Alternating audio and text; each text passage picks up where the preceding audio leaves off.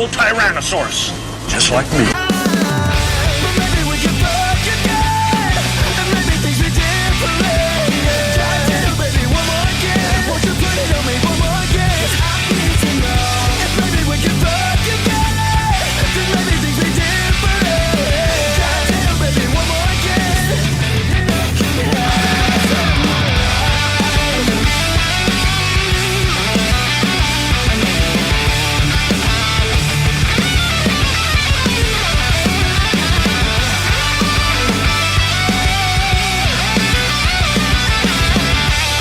From Las Vegas, Nevada, this is Access Vegas. Welcome back, guys. You know this is my favorite thing to do. Obviously, some people pay for therapy. I host a panel show full of women. Therapy. Welcome, guys. Welcome once again to Access Vegas. We're going to go ahead and introduce our panel. She is a professional wrestler right here in Las Vegas, Nevada. It's live professional. It's wrestler. Barbie Hayden. How you doing, Barbie? Everybody, give Barbie a big round of applause. There she is. We're going to start this way and go all the way around next to Barbie. She is a fashion designer, also here from Las Vegas, Nevada. It's Carly. How you doing, Carly? Great. Yes, good to see Carly. Nice. She is your favorite mattress actress. I hope I said that correctly. And she's the host of All In with Tiff. It is Tiffany Fox. How's it going, Tiffany? Hey, yo, it's going good. It's going good. Hey, guys, make sure your volume's on 0. Next, we have, she's an atmosphere model, and she is with Bun Censored. It is Miss Bree Summers. How's it going, Bree? Amazing. There we go. Good job. Give her a big round of applause. Next, she is the co-host of Green Room Radio. It's Lil Rach. Hey, Rachel. Going on? There we go. Nice. She is a model. She's in marketing and she's in sales. It's Dee. What's going on, Dee? How you doing? Give it up for Dee. I'm doing great. Thanks. There you go. All right, Dee's first time coming on here. Also, her first time coming on here. She's a burlesque dancer and she's a comedian. It is Christiana Sin. Hi. There we go. And she's an atmosphere model, a brand ambassador, Miss Rita Marie. There we go. Nice. And she's a model, singer, and she's a manifestation coach. Fuck yes. It is Kensley. Kensley is here. Nice. All right, guys. So we got this whole group here. Did you have something? You have something you want to open with? No. I just want to say we will. We're doing the show today. What's happening next week? Okay, so next I think we need to go over. Yeah, that. so there won't be an Access Vegas next Thursday. It'll be next Friday because next Thursday we're having my 46th birthday party at Hoxon. Let's go. And there's just a few people coming. Rita, how many people are coming? Like 12? Probably like 10. 10, 12 people. Yeah, All right. Anyway, It's really they're planning something. I don't know what the theme is. Rollo knows what the theme is. Oh man, I'm sorry I failed. You said don't make it gay, and it's very super gay. Michael will love that. It was already gay before I got into the telegram. It was. All right. Anyway, so yeah, that's gonna be next week. So we're gonna have my birthday on Thursday. Then that means on Friday we'll be doing Access Vegas, just because there's legitimate. There's 83 girls that are coming to the thing. So some of them are going to be coming on the show that Friday. For those of you who are interested, we're also doing Babes in Toyland, the Pink Party. It's going to be in Los Angeles on the 14th of October, and it's for breast cancer awareness. Yeah. And it's with the Black Tape Project. So all the girls from Black Tape are going to be doing that. And then also on the 29th, we're going to be doing Swimsuit USA in Mexico. We're going to be crowning a new champion, Swimsuit USA World Championship, and it's my 1 year anniversary because that's where I met my girlfriend. Was at Swimsuit USA. I'm This is the gayest red pill show of all time. I'll just say it because they're going to say it in the chat. This is the gayest red pill show anyone's ever come out. It's the full moon. Yes. Yeah, we're just happy here. Yes. I'm thinking we need to do a Black Tape version, like a Black Tape episode of For sure. We could get everybody come in Black Tape. come in Black Tape for sure. Yeah, I'm sure we would not get demonetized at all. Oh yeah. Yep. Awesome. Well, if that doesn't set off Matt Walsh, I don't know what will. Okay, beautiful. So why don't we talk about this? So you guys know who Matt Walsh is? Have you guys seen the documentary What Is a Woman? Have you guys heard of that? Is anybody here? Raise your hand if any of you have heard I've this. I've never seen it, actually. I've heard of it. You've heard of it. Has anybody heard of it? I mean, I've seen it. Okay, cool. Do you want to go ahead and describe essentially what happened? Oh, you mean with myself and Matt Walsh? Yeah, so or just are in you guys aware what the Daily Wire is? Daily Wire Yes. Daily Wire. They have what's his name? Ben Shapiro's on there. Matt Walsh is on there. Who else? Candace Owens. Candace Owens is on there. Basically, it's like Fox News wasn't conservative enough, so there's like a new Fox or Fox News. It's online Fox News. Great. It's basically an online Fox News, and so that's what it is. And so one of the commentators on there is Matt Walsh, one of the talking heads, and Matt Walsh has an issue. So one of the things we talk about on this show is we try to we don't give a lot of prescriptions, but we do have a lot of descriptions. And one of the descriptions that we have is that marriage right now for men is kind of a difficult deal. Well, I'm not against marriage overall, but when you see like 80% of marriages or divorces are initiated by women, 56% of divorces of marriages end in divorce. It's 52% for your first divorce. It is 68% for your second divorce after your second marriage, and then your third marriage, it's 73% chance that you're going to end up getting a divorce. And then there's a bunch of other things that happen when it comes to like family law, when it comes to alimony, and when it comes to stuff like that. It's one of these situations where it's becoming harder and harder. Also, prenups are getting thrown out. It's harder and harder for men to want to get married. And as we've seen, the divorce rate is declining, but the marriage rate is plummeting. Very, very few men actually want to get married now. And the other thing that's happened is that when men get divorced after the age of 40 and they lose all their money, they are 9 times as likely to commit suicide. So all these statistics come together, and it paints kind of a bleak picture. And the picture's been painted on shows like this, and then the traditional conservatives that are about God and family and apple pie and monogamy and heterosexuality and all this kind of stuff. They don't like this message, and so they come out and they attack. Yeah. They attack this type of content, and the guy they specifically go after is you. Right. Well, they don't name me by name though. I'm just one of those red pill guys, or those nebulous red pill guys out there in the ether somewhere. I want to get started here by asking. I know some of you already, so I think I already know the answer to this question. But is anybody married at this table? No. It's interesting. This is the first time. This is the first time we've ever had this, because it's usually like a half or a quarter of you guys are married. That's interesting. How many of you guys are in a relationship right now? A relationship? You're in a relationship? Okay, cool. So just 2 of them. Okay. Wow. Any of you guys? Who here has a bachelor's degree? Anybody with a bachelor's degree?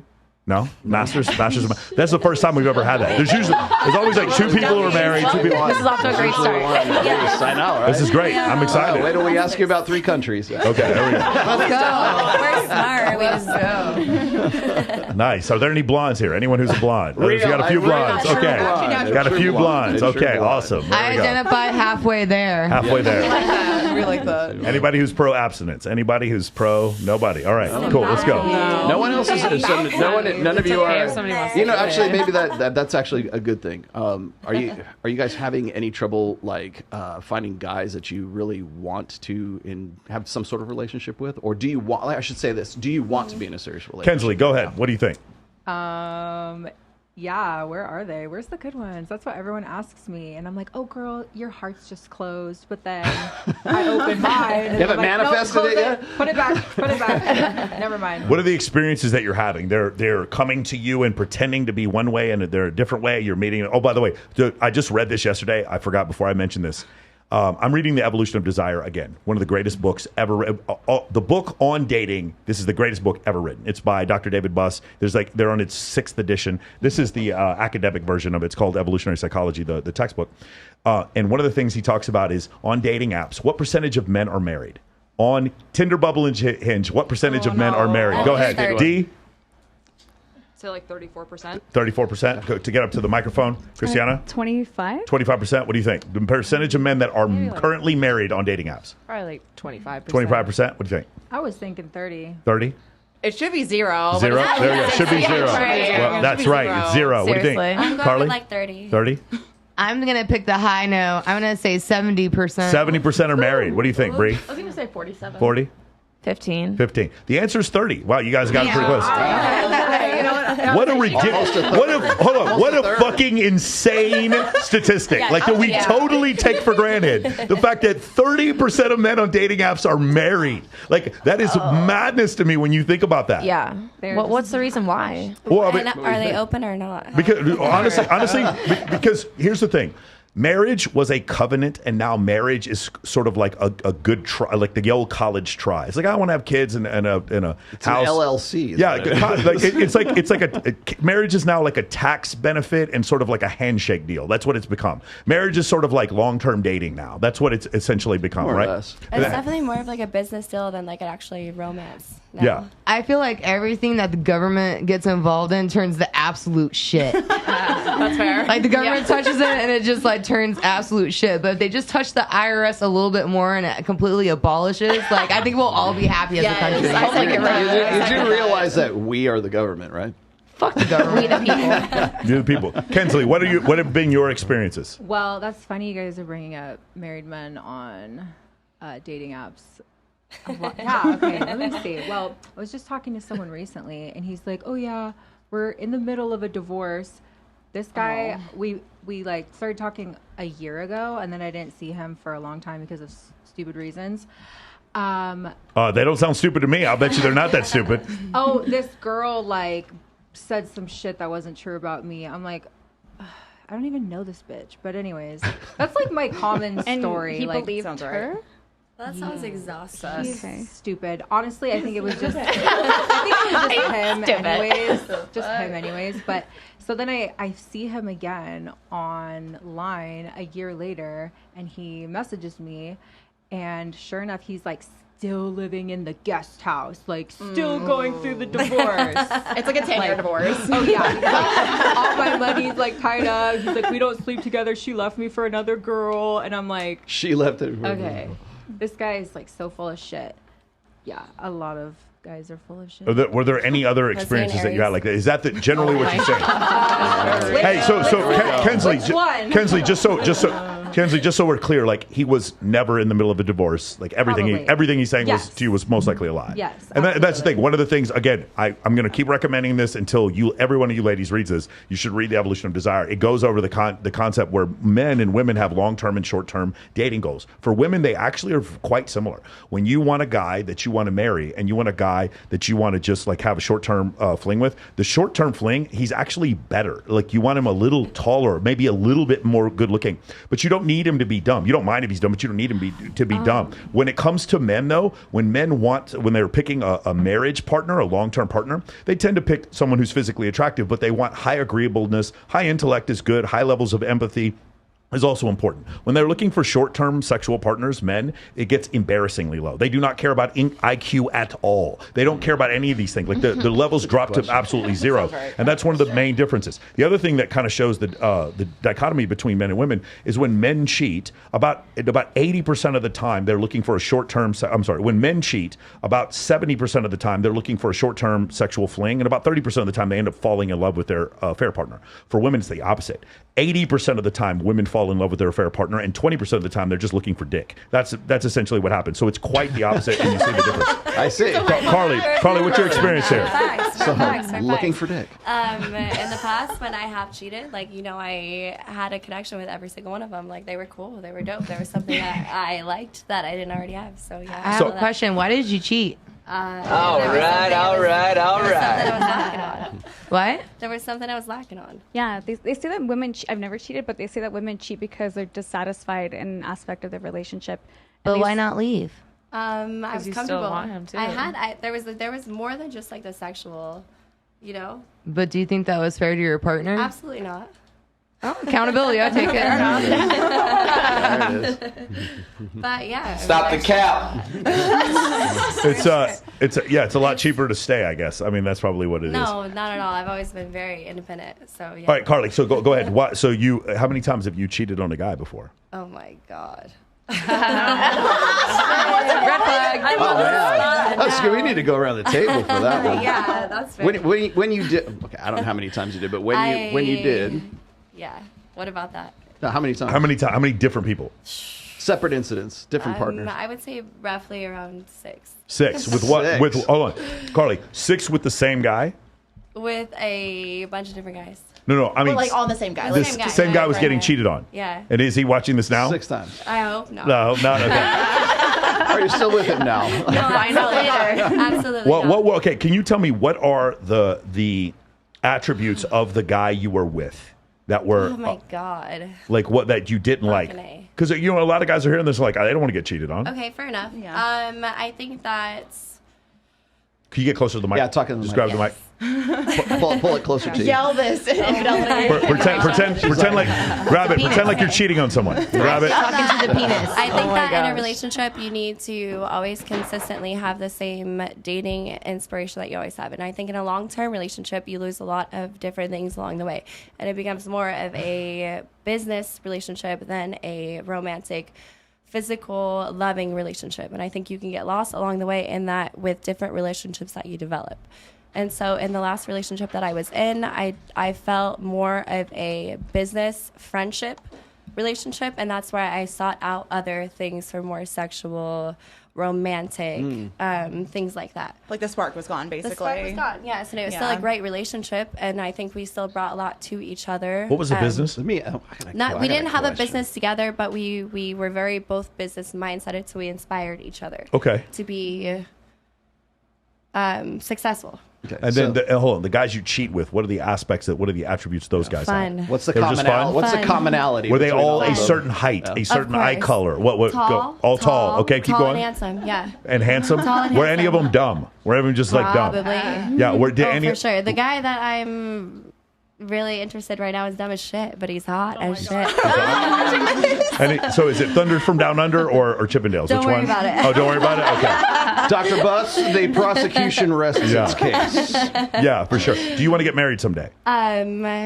When I find genuine love, which I don't necessarily believe in anymore. Yes. Do you find any accountability in yourself for not being able to find Absolutely. genuine love? I feel like I am very selfish with myself and my time and my energy and my love, and I don't necessarily want to share that with anybody when I have that all for myself right now. Got it. I got a question for you. The guy that you cheated on, was he overweight? Was he supportive? Was he nice? Was he like comfortable? Was All of the he above. familiar? He was overweight? All of the above. All of the above? Yeah. So he wasn't as hot as the other guys that you cheated on? I was attracted to him.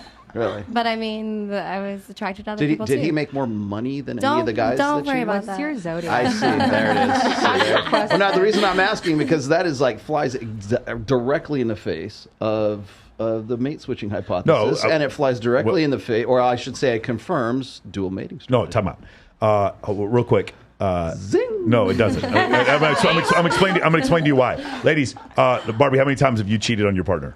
Actually, 0. Yeah. Okay. How many times have you cheated on your partner, Tiffany? I've never cheated on my partner. Remember, what 0. partner? Hold on. I 17% of the time, they're not falling in love with their partner. I broke up with my boyfriend before I cheated on him. Okay. So you weren't technically cheating. It was never technically cheating because the moment that I had a thought of it, I broke up with him because I couldn't do that to my partner. That's what Was the thought of cheating the thought of being with another dude, or the thought of leaving your man? So what happened was it started to become a sexless relationship. Okay. And that's pretty much the statistic of divorce, because it's sexless marriages. So they're going to go seek it elsewhere, and therefore they file a divorce. So that may be the case sometimes with men getting erectile dysfunction, and the wife is very unsatisfied. Therefore, the wife probably files for a divorce. The prosecution rests its Bree, case. you? Am I right? Captain Sartain. So, I don't know. It's like a loaded question for me. It's kind of the same as hers. The relationship. Can you get close to the mic? Talking to the penis. So the relationship was over. You just broke up. Yes. Okay. So I just got out of a long-term relationship, or so I wanted it to be. Yeah, I cheated.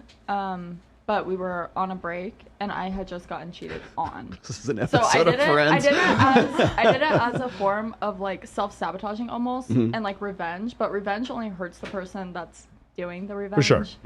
So it hurt me probably honestly more than it hurt him. Rach, have you ever cheated on someone? Yeah, I was like 19 years old and I was drunk, and it was with my best friend at the time. And he was cute, and one thing led to another. Nope, it was just like a really drunk moment. It was like off Everclear. Has it never happened again? I mean, that pretty much explains By the way, it. we really don't talk I was about 19. we really don't talk about this enough, because these are two different things. Yes, we don't talk about this enough. So specifically it is What would tequila. you like to know? It is specifically tequila, cocaine, Molly, mushrooms, marijuana, like specifically Hey, those weed things. doesn't make you do that. We will no, but weed. Hold on, time out. Weed sometimes takes anxiety to 0, so it does. Weed takes anxiety to 0. Look, listen. There are dudes out. I got 100 dudes out there that'll tell you girl smoked some and she was way more down, like 100%. If she has anxiety about hooking up with a dude, she smokes a blunt for sure. It's like smoking a Might give me more cigarette. anxiety. I'd be like, No. oh fuck. No, look around. Hey, Tiff, look around the table. What you're saying is not accurate, honey. alters No, your state people of for mind. other it alters your state. Marijuana, really? You think it's like smoking a cigarette? I mean, I smoke it a lot because my finger is stuck in a gang sign, but like. Oh, wait, but that's why. But you're used to it. You have a tolerance. Yeah, though. I'm the anomaly of it. I Okay, guess. so no, my point is, like, when we do these things, there's two things. Number one, I've seen girls come here, no intent on cheating, and then it's tequila, they're on stage, somebody gives them some Molly, and then they just end up doing shit. But here's the thing, ladies, you're still accountable. If you get drunk and run somebody over, that's still DUI homicide. Right. If you get drunk and you accidentally push somebody off a balcony, that's still manslaughter. So even though you were drunk, and even though you were on Molly, because I hear women do this sometimes. They do this like, well, yeah, I cheated on him, but I was fucked up. For real, Everclear. I was 19. Yeah. That's all we get our Dude, hands on I at partied. 19. I like brain surgery. What I'm saying is you may be fully in love with your boyfriend, but because you were in that situation and you cheated, he's not going to give a shit. It's still a problem for him. Go ahead, Carly. So I do want to clarify, because I was in that situation for a very long time and I kind of did what I did. I have discovered a different side of myself where I felt like I love free love. And so, like, I don't necessarily want to be tied down to one. So you're polyamorous now? I am not going to label myself as anything, but I'm learning different things about myself. And so I will say that that's that. That's that. Do you mind if we ask how old you are? I'm a whore. 28. You're 28? I didn't say that. That's horrible. Why would you ever say that, Rollo? We love horse. Virgo. Horse. One more time. D, have you ever cheated? D's never cheated? Never cheated. Have you ever, Christiana? No, I've No? You Rita? sure about that? You know the answer. Well, Rita, I have no idea what you're talking about. Rita, have you ever even had sex, Rita? Never. Dude. Never? I'm fucking Virgin Mary. Rita, can you talk about one like maybe super awkward situation where one met the other? Has that ever happened? Oh, I mean, they might be best friends. They might not be. They might be. They're not going to be best friends after they figure it out. No one's safe. No one's safe. Never cheated. Never cheated? No. Okay, so I left. I just left. You just left because you had the feeling. I would never do that. I respected him so much. Wait, I wouldn't be with someone that I did not respect. Okay, ladies, can I ask you guys a question? Have you guys ever been in a relationship with a dude and said, "I need a break. We need to go on a break"? Has anybody ever done that? Absolutely. Yeah. Okay, cool. Has anybody? You guys have done that? Has "I need a break" ever led to sexual intercourse with another guy? Has that ever happened? Yeah. No. Yes. Who said no? It has not. You didn't have it with anyone Believe it else? or not, it's coming from the porn star dressed like a nun. Okay, go ahead. I moved all the way back to my hometown, so Yeah. like AKA it was over, but then we did get back together like 6 months Okay. later. So like Okay, so I need to explain this to you Yeah. guys. Now, maybe for some circumstance it doesn't happen. If a woman says I need a break, that means she is going to go sleep with someone else. Maybe something happens. She gets deployed to Iraq and she doesn't actually sleep with someone else. But for the most part, that is what those words mean. Please do not be confused by that. If you want to take her back later, take her back with the understanding that I need a break means I am going to sleep with someone else. That is what it means. And I've had way too many people. I found a better option. I mean, at least I Sorry, didn't Carly's cheat. getting upset because I'm giving up game right now. I'm But not getting I'm upset. upset. I'm fucking with you. I'm fucking with you. But you guys understand, lady, because there's a lot of guys out there who are listening to this right now, and they're in this thing. It's like, well, it was a lot of stress. She's going through stress in her job, and she's just going through things, and she needs a break. When a man needs a break, he might actually need a break. He might have colon cancer or fucking need to get a promotion in his job or something bad has happened. When a woman needs a break, there is sex with another man in store. So I just want you guys to understand. So I want to hear what you have to say, but I want to also throw this out there before you say what you're going to say. How many times when a break is initiated, is it the woman initiating the break versus the man initiating the break? Go ahead. Every time I've genuinely needed a break, it was just like Michael was saying. Sometimes the guy just like actually needs a break.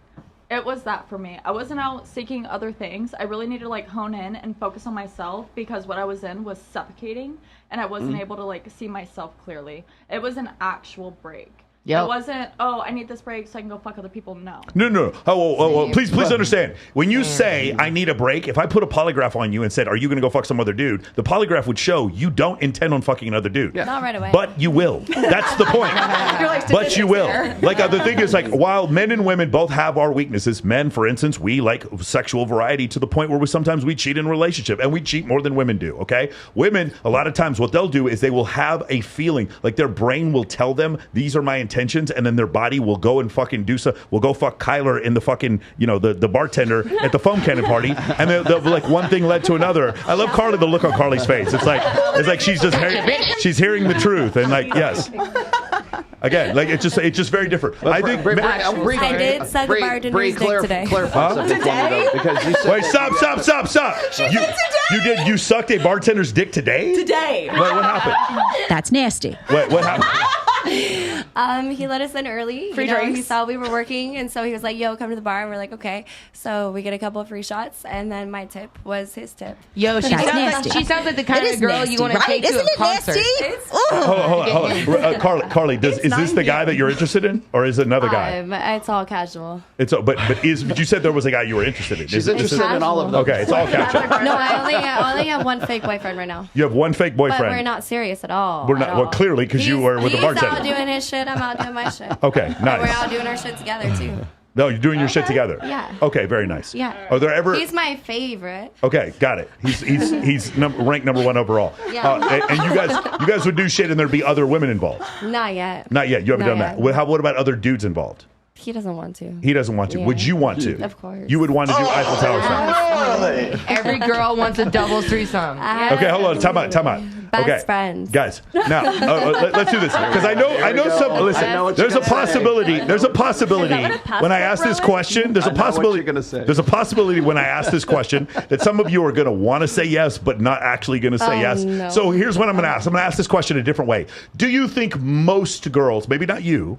Do you think most girls want a doubles threesome? Do you think most girls? Raise your hand if you think most girls. Double guy, right? Yeah, 2 guys. Eiffel Tower. I feel like every girl thought about that. For those of you playing the home game, a devil's threesome is? It's 2 guys, 1 chick. What's the tower?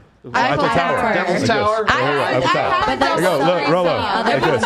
Oh, see this? Look, you guys see this? Yeah, It's right here. bitch in the middle. Yeah, There's so many other fun positions. That's not gay. They're not touching. They're not crossing swords. Yeah. It's not yet until later. I mean, It's you might only gay if you make it gay.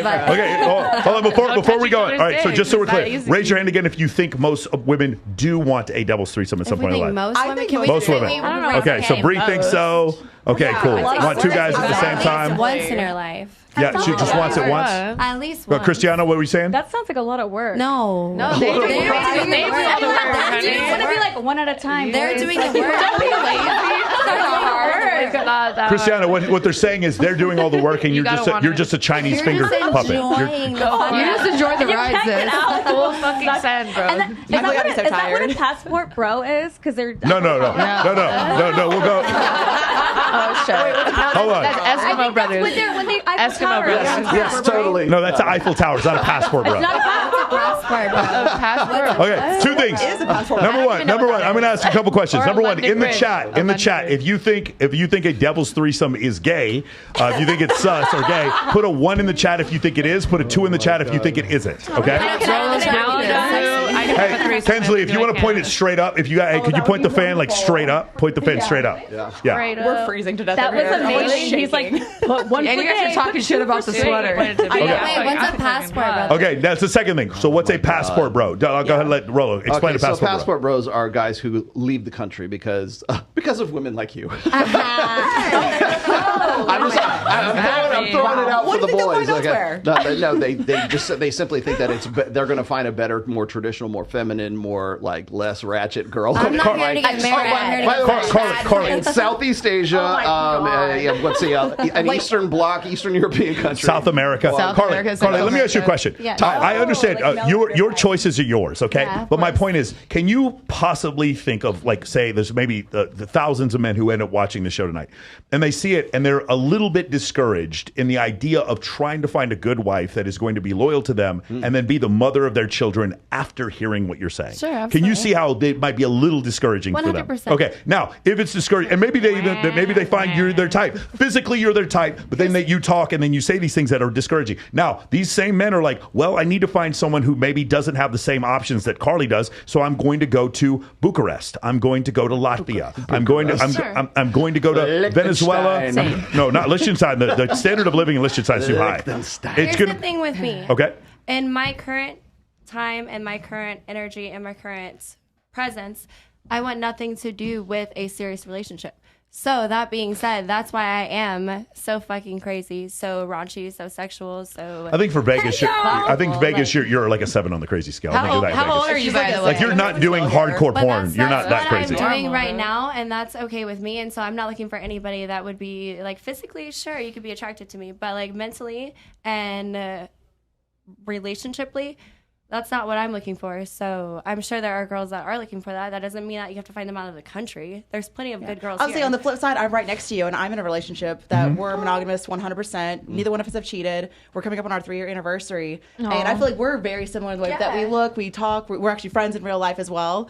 And so it's like there can be stark opposites. It's just finding the person that's right for you. Yeah, and it's just phases of life. Like, I'm sure, like, in fucking 7 years, I'll be calm and married with children. No, you'll have an epiphany. And it won't be in 7 years. It'll be quicker than that. How old are you? How old are you now? She's 28. I am 28? Yeah, you got one more Just year. turned 28. I actually calmed down on partying this last year. Like, the past 3 weeks, like, I had an epiphany, and I was like, yo, I can't be doing all that. Your liver was like, yo. Hold on. Kensley, I want you to consider something. You'll be in church so by so 30. just hearing what she's saying, and then you're like, where are all the good men? Do you understand how the good men might be afraid? Oh yeah, they're terrified of. Sorry, but girls like you. No Okay, offense. No. Carly, but the thing is, because you own it, I don't have a problem with it. But the problem is, you have to see the rest of the guys that are out there that want something different. And I do. But And that's what they you're want. fully admitting to the fact that you are not looking for a monogamous or serious relationship. Absolutely That's not. fine. But there are guys that are out there that want that, right? They want to pass on And their there's genetics. plenty of amazing women For that sure. they can choose from. Are there though? Kensley, go ahead. What you were saying?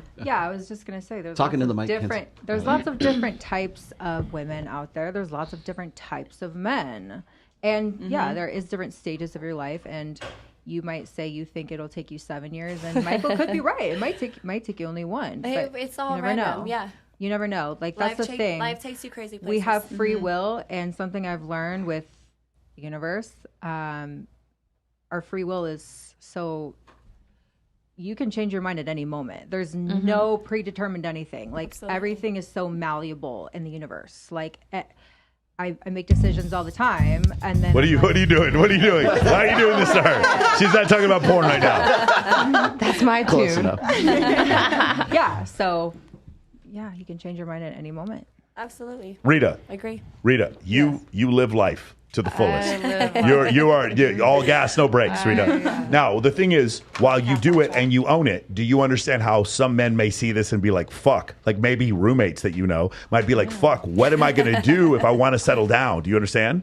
Well, they're going to have to figure it out. It's not my problem. Right, it's not your problem. Yeah. That's Okay. kind of how I feel too. It's not their Like, problem. why do I give a If fuck? y'all are doing Interesting. your own thing. Cry about it. Figure it out. Yes. Like, it's not my job. Dee, what do you think? What? Sorry, what? Dee, if you could grab the mic and bring it up here. There you go. She's like, listen. Dee, are you in a relationship now, right? Yes. Okay, so and you said you never cheated before? No. Okay. Do you have an intent of it going further? Yes. Right? Okay, cool. Do you see how like it could be difficult for both? Kensley's having a hard time finding a dude, right? It is. Right? It really is. I think for me personally, especially when you get close to or past the 1 year mark, I think a lot of people end up, you have to be with someone long enough to experience certain stages of life. Yeah. You lose a job. You, you have a relative pass away. You got, for people out there who don't like to pay their rent, you get evicted. Whatever it is, some people are fit to be there for you, and also some people are compatible with sharing in that moment. And then there's a lot of people who, when shit hits the fan, that's it. They're out. Yeah. So that's such a great point. With friendship, with business relationships, and with girls that you're dating, guys, if you didn't know this, your relationship is not based on the good times. It is based on the bad times. Who is still there when the bad times happen? And you're going to come to a realization. Like, I know that my friends that I go party with at XS and Omnia and Zook are my friends because we're partying and we're having a good time. But when things are bad, if I got a disease or if I got sick, if I got pancreatic cancer and I look sick and my hair's falling out and they don't want to fucking hang out with me anymore, those aren't my real friends. The real friends and the girl who's going to really be down for you, that happens when things are bad. It's not when things are good. Do your business partners stay with you when you're not not making as much money this month. That's when you figure out when things are bad, not when things are good. That's when you kind of come to these realizations. People go attack Rollo. I don't go running away. Oh no, I got to run away from Rollo because he said vasectomy on fucking Twitter. No, I don't. You don't do that, right? It's when things are bad. That's when you kind of find out what these relationships are going. Does that make sense? Yeah, I call them sweatshirt friends. I'm like, those are the friends that you can just be in a sweatshirt. You can have no makeup on, sitting at your house, just stuffing your face with a pizza and do like literally nothing, and you enjoy their company. You can smell their farts, is what you're saying. Yes, exactly. You can smell them. You can feel them. You can have like real conversation with them. You know what I mean? Eat the farts. But it's like you do have like those different tier levels, I think, of friends where you have like your going out friends, your party friends, and that's cool and fine and whatever. But I call my sweatshirt friends. Like those are the ones that are going to have your back. Like if, shit just like goes awry. And those are the ones that, if like right now, this could be considered like an awkward conversation because we're so different in our relationship styles. And it's like you can have those raw conversations and bounce back and forth and still be friends, even though maybe not everything aligns with each other. It's not awkward to me. I want Carly on here every week. I know, this is the greatest goddamn content I've ever seen in my life. I want Carly and Rita to have their own show called Men Are Trash, hosted by Olivia Sully. That's what I want. I want the three of you to just attack me for an hour on a fucking podcast. I would be so good. It would destroy. We would do. The ratings would be unbelievable. I want to know why Kinsley can't find a guy. Okay, this is why. Why can't you find a guy? I'm not trying right now. You're always trying. I just went through something that was much deeper than a sweatshirt friend because he actually was dying. The guy that I fell in love with and became very good friends with for like 4 years. I mean, all of my relationships have been deep. Like me and my actual ex, I mean, we've been through like the craziest shit. Like it's more than just sweatshirts and no makeup. It's like poverty, illness, the real just shit. like he's just like Michael was talking about. So then I got out of that relationship. I was with my ex from the time I was 19. He was 34. But I'm sorry, repeat that one more time for the home audience. I needed a mature male in my life because my father was terrible. So when I graduated high school, I was working in the spa at like a very nice athletic club, and he was like the regional supervisor. He came in, we became really good friends. He was like, you should do sales. You're such a great saleswoman. And so I did. We became really good friends, and then we started dating, and we were together for like 5 years. We had a child together. We had like 1 break, 2 breaks, whatever. But I mean, it was like there's different types of love. So that was like a fatherly love that I needed. Like someone that would like he was in the military, so if something ever happened to me, he's gonna fucking kill you. Yeah, like I needed that. Like if I ever got kidnapped, he's gonna fucking hunt you down, find me. Yes. Like what is that movie? A special set of skills guy. Yes, I have a unique set of skills. Take it. Liam Neeson, yes. Yeah, Liam Neeson. I'm like, that was my ex, yeah. So then I got out of that when I was a couple years ago, because I had never experienced any more relationships besides that. And I was like, well, I love him like that, but not my soulmate, not my husband. Then I meet this other guy a couple months after I became single for the first time in my life. And I was like, I'm going to go just focus on me, pursue my career. Like I'm going to be a singer. I'm not going to die with this voice, like in this gift, this God-given gift. Like that was always my dream. It just didn't happen because of whatever reasons. So then I meet this other guy, and he invested in my career, different types of ways.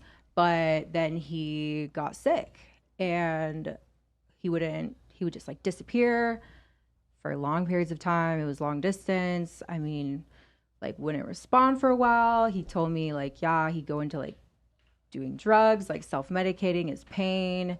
So it was really bad. Yeah. And like, even though I was very far away, like thousands of miles away, like prayer, I mean, he almost died. And he had the same exact thing that my brother almost died from when my brother was 17. It was ulcerative colitis.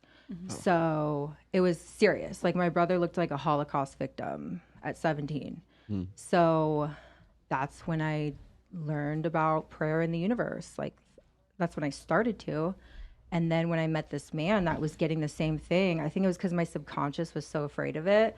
I've learned about the subconscious mind as well and how it reflects into the 3D. So like there's deeper love. I mean, I I was taking that knowledge of like prayer and the same experience I had with my brother, and I honestly really do believe that I healed him through prayers. And like, I'm not gonna like allow this to happen. Like, it's just not.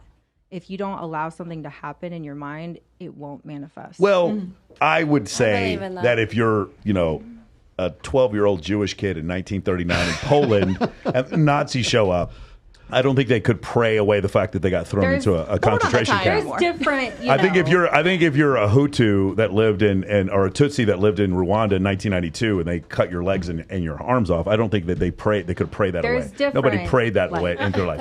You live in Sierra Leone and you get your arm blown off from hunting for dynamite. I think you got to take some. I think you got to take some action too, right? Yeah, of course. I think you got to take an action, and that's like the most important thing is you have to take some action. You know what I'm saying? Doesn't believe in 12 laws of the universe. Yeah, I mean, 12 rules. Hold on. There's 12 rules of the universe. Unless you're one of the If one. you believed you could escape, you could probably escape. Well, here's the thing. Escape to where? Because I think. Hold on. I think if you're one of the 100 million people. I'm believing that there's a big T-bone steak in the freezer. Maybe they hear this and they're gonna get it postmated. I'm just like if you're somebody one out here, some other guys in the green room will go. My question is, if you're one of the 115,000 Inuit Indians that died on Hispaniola when Christopher Columbus showed up, did they not pray hard enough? Or the 100 million people that died from the wheat famines under Mao Zedong in the 1900s, is that because they didn't pray enough? They didn't manifest enough. They didn't manifest enough wheat? Is that what happened? I just don't know. They didn't smoke enough weed. Here's my problem with all this, because I'm totally on There's board with levels everything to you it. say, and it's like the metaphysical stuff and the energies and the chakras and all the secret and manifest it and it'll come to you kind of thing. I mean, I get it. I hate not having that sort of that you have a reason that worked for you. Like you're saying, some things work and that's some your things that's don't. You that's can't your thing. outpray those things. Right. But by the way, you got into this whole thing because you had a brother-in-law who committed suicide. Yes. I mean, there's a motivation similar to what you. What I'm saying is I find that the harder I work, the luckier I tend to get. Yes, right? So I mean, there's those things. So, but you're also believing in yourself and putting in more hard work. And right. Well, it's like then. So the other thing that's is not energy. Carly, the other thing is if you show up to work and you give 110%, if you show up to work, you're still going to make your paycheck. If you show up to work, you're still going to make your paycheck. If you show up to work and get 110%, you're going to make more money. I don't know, Carly. I just seem to get more attention when I could bench press 350 pounds and started making seven figures. All of a sudden, women started paying attention to me, and it really had nothing to do with fucking prayer. It had nothing to do with fucking prayer. Weird flex, but did you wake up every day and get excited to work out and get excited to be for sure? I just and you thought about the better body and the better life that you could have. While I understand what you're saying as far as positive motivation and realization, I don't think women gave a fuck about my energy because they didn't give a fuck about it when I was 22. They didn't give a fuck about my energy. Manifestation is not about other people. Manifestation is about you bettering you. No, I agree. What I'm saying is there was no energy. No one gave a shit. But when I took action to improve myself, the world changed for me. Exactly. But I took action. Exactly. Yeah, that's fucking energy, Michael. Can I say something? Go ahead, Jeff. Can I say something going off of what Michael said? So Michael said something about women not paying attention to him, giving her shit. Giving her shit until he's in his 40s, right? Okay, so you guys don't pay attention. Like when you guys are in your 20s, you didn't go after guys in their 20s because they didn't really have shit. They're living off their mom and dad's money. But they had good energy though, Tiff. They had good energy. I was still fucking them, so I was giving them some energy. But still fucking them though. None of us gave a shit. Excuse me. None of us gave a shit about guys that are in their 20s because they don't have status. Michael's in his 40s. Michael has his money. He has his status. And guess what, Michael? Did women start paying attention to you once you had everything and your money? When I got out of the military and I started working finance, I just noted, but it wasn't even about money. It was just more about your confidence. No, for sure. But the confidence came from me taking action, from me consistently seeing a pattern of success in my life, and then also when I would speak to people, I wouldn't be asking them permission to listen to what I was saying. I understood that whatever I said was deserved to be heard, and people recognized that. But that was an action. But that was an action, though. That wasn't manifestation. That was an action. It was an action, but in an extent, you decided decided that you wanted to be better. You decided to wake up and work hard every day. Okay, and you decided to be I understand better for that. yourself. Why I understand that. So that's energy that you're giving to your body. When I chisel out my reality, the rest of the world, women do not care about my struggle. They wait at the finish line and they fuck the winners. That's essentially what happens. And the problem is, while that doesn't feel right, if I look around the world, that's all I see. I don't see anything other than that. In fact, there's almost no exception to that rule. That's essentially what happens.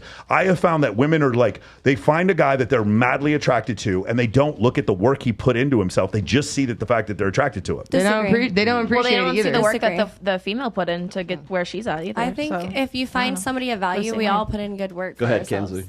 So what you were explaining, Michael, actually does fall into manifestation, because like who you believe that you are, because you were like, I'm going to not ask permission for people to listen to me. You were creating yourself, and that is manifestation. It's doing the work. Telling the world who you are. You're Right, like, but I think you're saying that after the fact and then calling it manifestation. Well, it all goes together. Like, again, I do not think the people of Hiroshima and Nagasaki manifested that nuke that got dropped in. I don't think they did.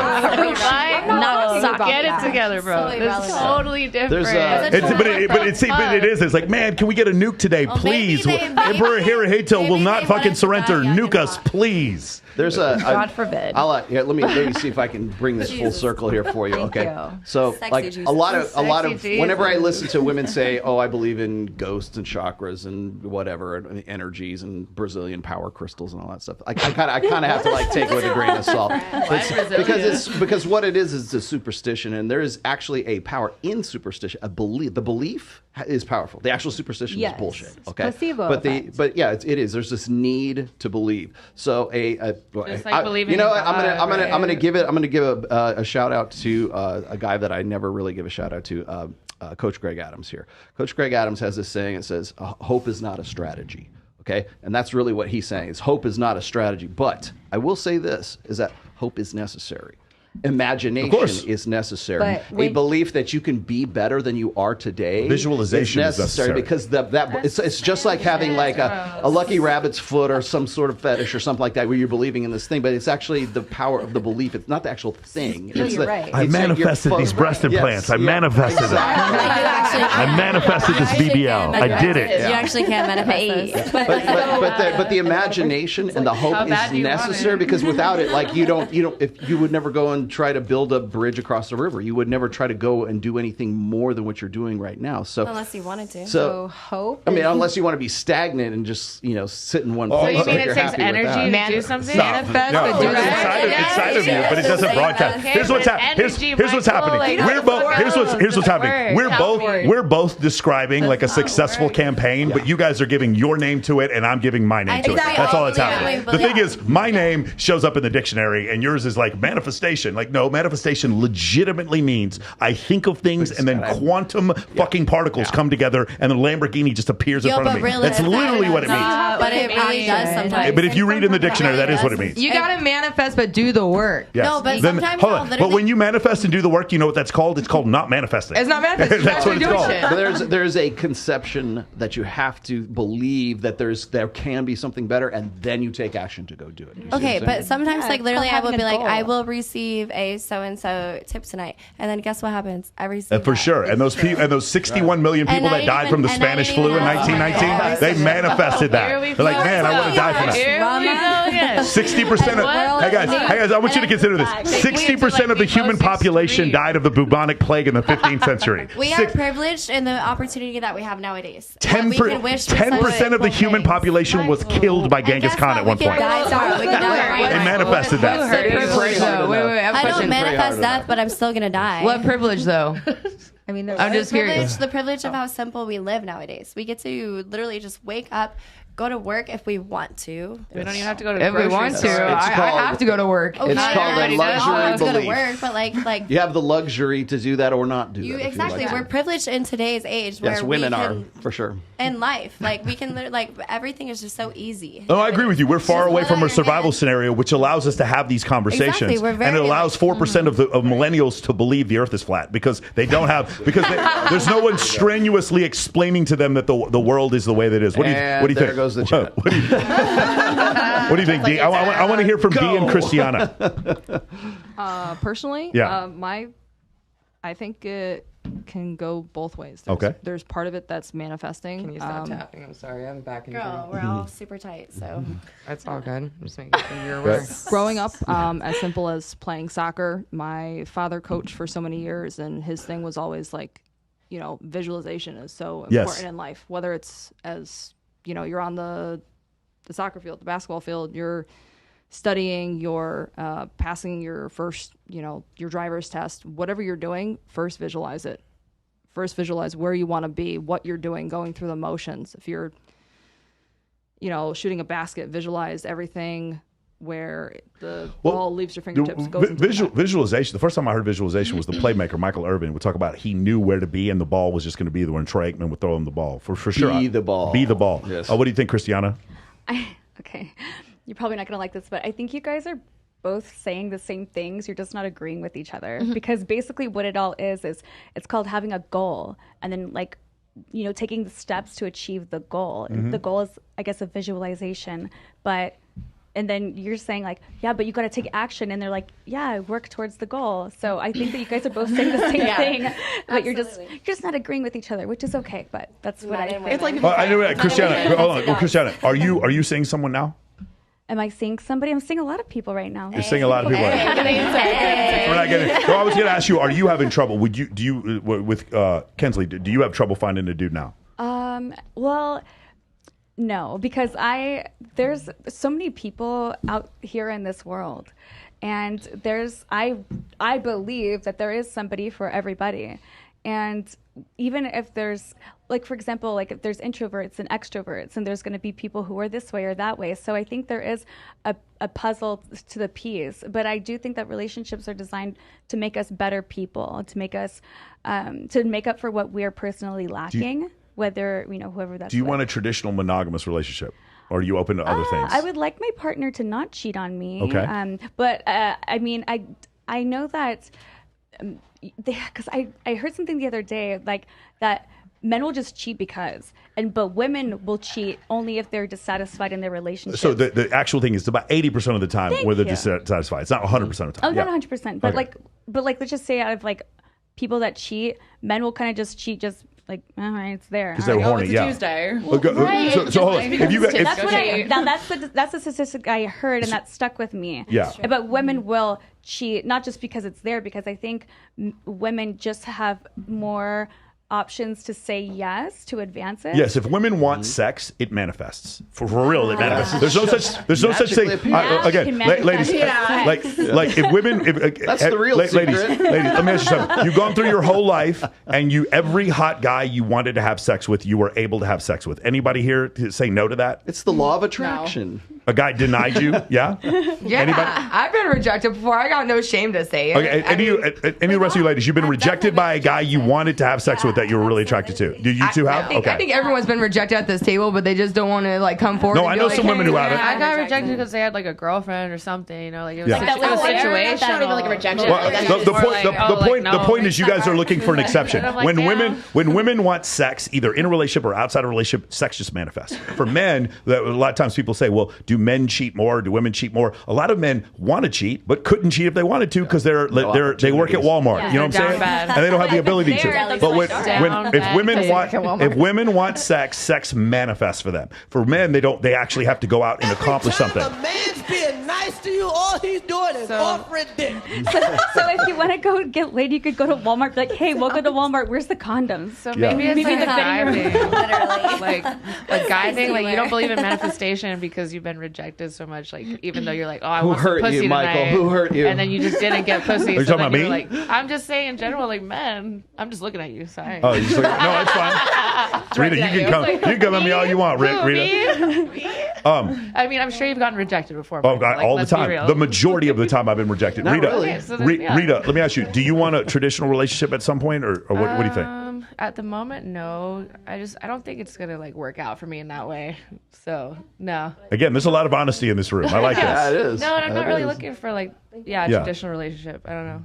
I've been in traditional relationships, long-term relationships, and I think that ship has sailed, at least for now. Rach, what's up?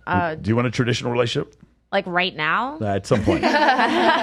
Some point in time. I don't know. I'm just kind of curious. Like I'm open to seeing like whatever kind of flows and goes. I'm open personally. Okay, so. let me stop it. Raise your hand if you would be open to a non-traditional relationship, so a polygynous or polyamorous relationship. You guys would? That's so much work, you guys. I'm on the wrong side of the table. You have that much time in your day to date. That's nasty. It's not dating. Not right now. And go to work and have a life. Like you have that eventually much. though. You love and you love all of them at the same time. Oh, so they all come in the room and you're like they're all sitting there together. And You're not having an orgy. Oh, well, you could. I mean, why not? The night off. Okay. Oh, so polyamory is like one day you're with this guy. No, it doesn't matter. It's you love everybody. Okay. And you have them all in your life. And when you see them, you All see them. right. Christiana, the level of investment is up to you, but polyamory strictly means that the man and the woman can see other people either as a relationship or just sexual partners. Polygyny means polygyny means the man and the woman see women together. Yeah. There's no polyandry means the man and the woman see men together. Like an Eiffel Tower. Yes, Eiffel Tower would be polyandry. Tower. Yes, Gotcha. polyandry, correct. I'm learning so much today. Like you don't have to be committed to necessarily like anyone. You can just love them all, differently, separately, when you have time. I like that when you have time. When you have time. When they're convenient. I guess that prevents anybody from getting too emotionally attached to any one And you person can still because love your I really wish it worked that Hold way. on. Such a great point. So let's go over. You said something before about why men cheat or why men have sex and why women have sex. So let's actually talk. What is the science behind this? When we have sex, sex is fun. There's a reward center. You have dopamine when you have sex, right? But there's a difference between when men have sex and when women have sex. When men have sex, we don't have as much oxytocin when we have sex. Unless you're in love. No, even when we're in love, the level of oxytocin that we have still does not relate to what a woman would have. Women have more, just like we have more testosterone. We have 17 times as much testosterone as you guys do. You guys have, when you have sexual intercourse, you have more oxytocin. But here's what happens. The number of sexual partners you have fewer, that oxytocin burst you get the first time becomes less and less over time, and your ability to pair bond becomes less and less over time. So while we both have dopamine hits, you guys have this massive oxytocin hit that happens maybe after childbirth. This is why when mothers see their children, even when they want to put them up for adoption, they'll look at the baby and be like, no, I'm keeping this baby. That's oxytocin. Oxytocin is also a post-orgasm hormone. Hold on, post-orgasm. But what I'm saying is, as women have more sexual partners, it's less oxytocin. Their ability to pair bond becomes there's other less ways and to less. generate it, but usually that kind of like relief. There's 25% women though that still have the ability to pair bond. There is that 1/4 out of 100 percentile. Well, I think every woman has the ability to pair bond in the beginning, but I think after enough frat parties, then they kind of lose the ability But to do so. it was actually the 1/4 of the percentage though, the 25% that still can. They're at different periods in their life. So the reason why we say It's this not is a genetic there's flaw, there's two put it things. that Dr. Buss, in his book Evolution of Desire, says the number one correlation between a woman filing for divorce or cheating in a relationship is how many sexual partners she had before she got married. Same thing with men. And there's another study that shows as women, if they have more than 20 sexual partners in their life, they have about a 17% chance of having a marriage work. So there is a correlation between those two things, and that also goes along with the science. Like I said before, women have less of a dopamine hit the more partners that they have before they get married. That's why I was bringing that whole thing up. Is it not flattering? Yes. Is it a double standard, a biological double standard? Yes, because men can have a lot of sexual partners before they get married, and it doesn't necessarily affect their ability to be faithful in a marriage. What does affect their ability to be faithful in marriage is options. So like their options in a marriage to be with other women tends to have more with that, whereas women, it has to do with previous sexual partners. And do you have anything? No, I was go ahead. Well, so wait, you're saying that technically, so a girl's gonna have to save her big dopamine hit for the one guy that's most definitely gonna cheat on her. You never have to save nothing. Oh, what was it? Dopamine? Oxytocin. What drugs are we talking about? Okay, oxytocin. So she's saving all of her oxytocin hit for this one guy that's like probably gonna cheat on her if he has the option. Maybe. Hold on. So it's so So funny she's like, because I was saving that it was all for the you next and you thing. cheated So the on me. IFS. Hold on. The IFS study shows this. Waste. People who are most likely to stay happy in a marriage are the people who have sex with each other for the first time. Oh. They're each other's first, and those people. Okay. No, Those people they report the highest level of marriage Have you satisfaction. ever seen two virgins who say their first kiss for marriage? Yeah. It is terrifying. Oh. It looks You've like two seen it? birds eating each other's I don't face. like it. It's so gross. They're like Like, and it's so awkward, and like, and you're like in front of all of your friends and family and everybody you've ever known. They're doing that. Yeah. Like, that is torture, and that's a cruel joke. I think it's cute. It's torture. You think that's cute? I think it's cute. I think it's I'm adorable. gonna show you this Kiss video. is in a you're marriage? Yes, I've seen this before, and it's the most awkward, horrifying thing you can Why witness. why can't they be happy though? Let them be happy. No, they can Are be they happy? Like, why not let Do them I want kiss? to come Like, to let that them wedding? kiss know each other before they get nothing. a place. Like, I'm not invited to the wedding. So I'll disinvite myself. Thank God. Oh, fuck that wedding. that's fucking lame.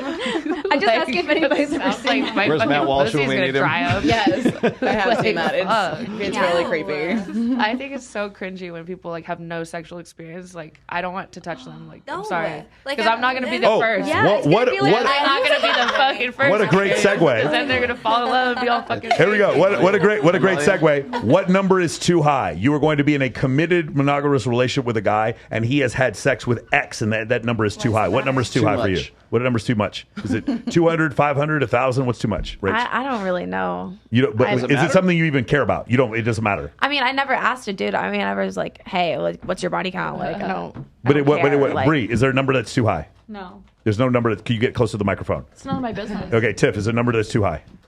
As long as I don't get an STD or No. STI, By the way, I the don't guys care. have no STDs. No STDs in this I don't hypothetical. It care. doesn't matter. Is there a number that's too high? Real, the more the better because experience. More the better because of experience. What do you think?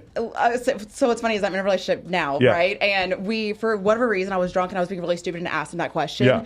And the amount of time that it took him to even think or fathom a number, I was like, you know what? Just stop there. I was like, I don't want to know the number. I actually I was like, I can count mine on both hands. And that's the correct answer for a guy. Barbie, a hypothetical woman like you and a hypothetical relationship like the one you have with Kellen is a hypothetically what number? Kind of a hoe before me. I didn't What know number? that. What number would be? Yeah. Kellen ran with us. Of course he's a Yeah, hoe. right, What are you I talking know, about? I know. Oh, I'm sorry. Sorry, baby. Sorry. I call him a hoe all the time. I've I just kept saying numbers bigger and bigger. When I got to 15, I was like, okay, that was like my cap, and you just kept saying no. Hey, So I was shout out to Ranch Island. Anyway. That is, by the way, I gotta game recognizes game. That is the perfect answer to that question. You're like, baby, well, how many partners have you ever had? He'd be like, let me think. I've never really thought. Never mind. But is there an upper limit where you'd be like, this is too much? I mean, like I said, when I got to 15 or 20, I was like 15, 20. He was like, I was like, you know what? I'm just gonna pretend 15 like or 20? Yeah, to me, I was like, that's my cap. That's the cap? Is 15 or 20? Well, because mine's so much lower than that. Let's stop here. We're in Las Vegas.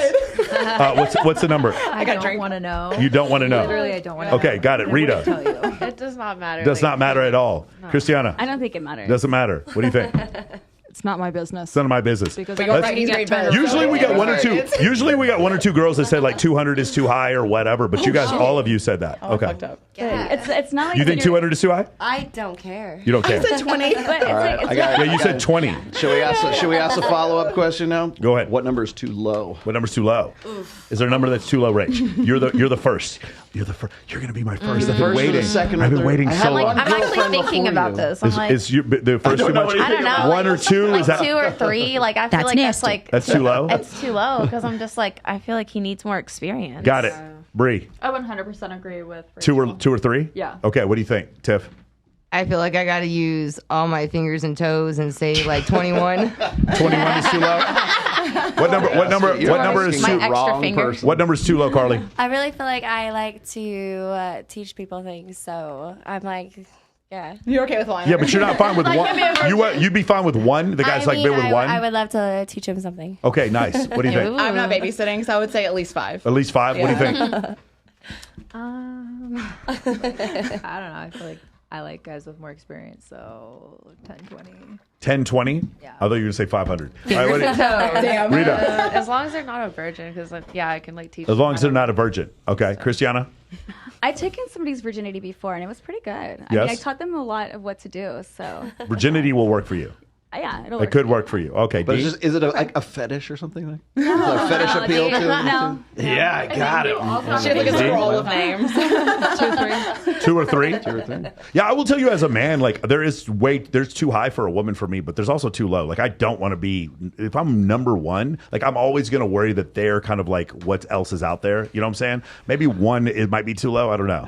I was talking to some pretty prominent red pill guys about this recently, and they agree with me. It's like 1 might be too low, but not more than there's a 40 wouldn't might be too you high. want them to have less partners because Fewer. apparently they'll stay more committed to you? Yes. Like, wouldn't you want that? Right, so. but there's like a middle ground. But I mean, I want to be the benchmark. The numbers So don't middle really ground. matter. How good are they? Yeah. No. Okay, so here's Yeah. what a great That's point. what matters. What a great point, I'm ladies. going to bring out the Sterling Cooper quote. Okay, so ladies, so here's the thing real quick. Do you think for us as men, what matters more to us? Your physical attractiveness or how good you are in bed? What do you think matters to us? Physical attractiveness. Who here thinks it's how good you are in bed? Who here thinks that? I don't know. I kind of think it is because like guys could just turn off the lights. I think you're gonna get What? shit on regardless. Say it again. You could be a 6 and you can fuck really good. And I'm going to keep wanting to fuck you. And make you hotter. And we probably won't call you back. Like I gotta be honest with you. Our physical attractiveness 99 to 1. We could like you could just we as men got to go do crunches and get the 6-pack abs and be flexible and do all the different positions. You as women don't have to be. It's good if you're good in bed, but you don't have to be good in bed. You don't have to. As a woman, you don't have. If you are super attractive, you don't have to be good in bed. You don't have to be good at dating. If you're super attractive, you don't have to be good at style. You don't have to be good with your makeup. If you're really, really attractive, you don't have to be good at any of those things. So As a man, we have to you perform. would date a girl that's like really terrible in bed. Just There's because no she's such thing hot? as terrible as bed. Just do what I ask. What do you mean terrible in What bed? if she doesn't listen? Then when we're not probably having sex. Hey guys, we can hear everything you're saying. you've never Barbie, had terrible sex? Barbie, Carly, Oh, we can hear you. Stop. So you've never had like bad sex? Yeah, like, the only- with a the only- hot-ass woman. No, I've like, never- All I- your sex has been great. Yeah, I mean, if they do what I ask, yeah, for sure. Ayo. No, but some people don't know That how to sounds fuck. like they suck. Some people do not know how to fuck. Some people give teethy blowjobs. No. Sounds like the Some people worst. fucking like Teethy blowjob. You just tell them to stop doing that. They can't bend right. Like, Like, if you say bro, fucking like- doggy style, like they're like 4 legs. Like, what, like, so you're gonna, okay, so basically, Michael, you're okay with like a blow up doll, basically. Like, it's gonna do what you want. I put a lot of men on No. That sounds fucking terrible. The blow up doll isn't going to do what I want. The blow up doll is just going to sit there. I don't want to just sit there.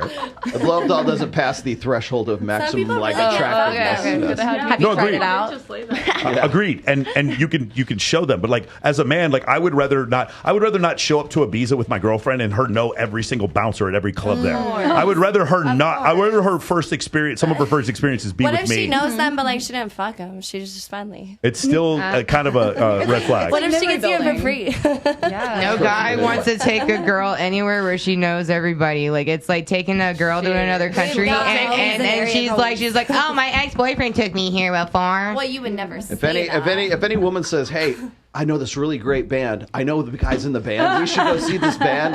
Don't go. Don't buy it. Just eject. flag. Just eject. Just don't, Run. don't go. Trust me, I was the guy in the band.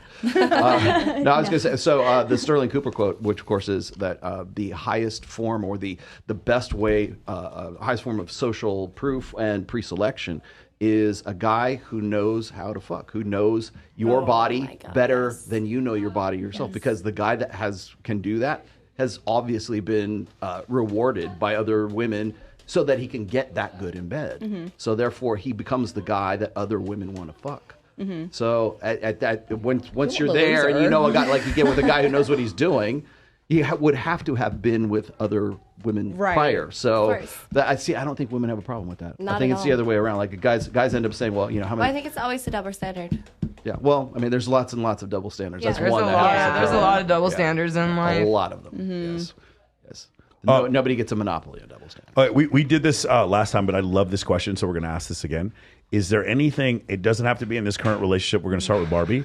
Something toxic that you, a guy. Carly, what are you shaking under the table? My Everyone's asking about what you're shaking. The hand heaters. Heaters. Are you that cold? They're that cold. That's why No. we're wearing the hoodie. I'm like, is You that need like to take cocaine iron pills or something. It's not. It's like 85 degrees in here. You got a baggie over I here? know. It's like, I hope You it's hey, legal, no, whatever I'm it not is. I kidding. hope Go it's get an legal. iron supplement. There's no reason you should get an iron supplement if you're that cold. Can you get them? Huh? Iron Men supplement? are Go to iron CVS. deficient It's an anyway. iron supplement. It hurts my house. Huh? It's called called soul I pay. tell you what, you can talk to my girlfriend about getting it for you. How about that? How about that? I'm not getting you anything because I don't want to die. How about that? Kylie, can you make Michael please buy me iron supplements? Iron supplements? Yeah, okay, got it. All right. Let's do some super chats. Okay, yeah, super chats. Yeah, cheers. Hold on, let me see if we have some on Access Vegas. Yeah. Let me read the Access Vegas ones here real quick. I have, let me see here. First one is going to be from Holiday Tone. Shout out to Mr. Tomassi for Fresh and Fit for changing my life and mindset. Shout out Michael for helping me understand where that mindset can take me.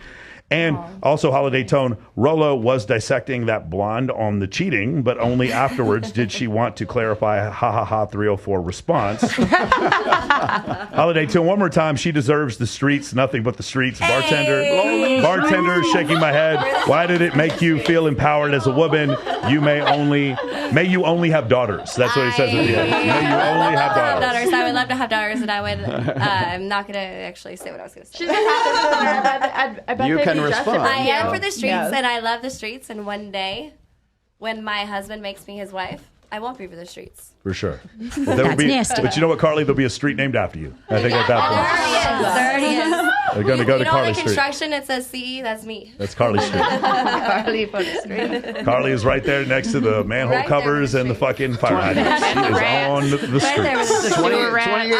28-year-old Carly is my Walmart Hillary Duff. I'm not Walmart. I've never been Walmart. I'm Hobby Lobby, baby. But Hillary actually had a couple of kids. Carly, I love this spray. I love Hobby Lobby. For her. I'm for the... Let's see. Respect from India. Rollo, I love your work, Rollo. How do you reconcile seemingly conflicting concepts like war brides dynamic and the concept of alpha widows? I actually have a post for that. I will link you to that post. Thank you very much. To a degree, body count isn't a big deal, but another man's children is a big red flag. I had a stepdad and wouldn't recommend or follow that path. Best of luck to those who would. Listen, there are guys out there that are fathers to stepchildren, and that, you know, all praise to you, man. That's a tough job, and I totally understand that. But the statistics show that is a dangerous situation for both people. I don't even want to get into that because it's super, super controversial stuff that gets into. But like, you know, we talk about if you read The Murder Next Door, again by Dr. David Buss, he talks about infanticide. And you know, one of the statistics that they don't talk about in there is when they say parents killing their children, they never say whether or not it's step parents. And so the statistics are wrong.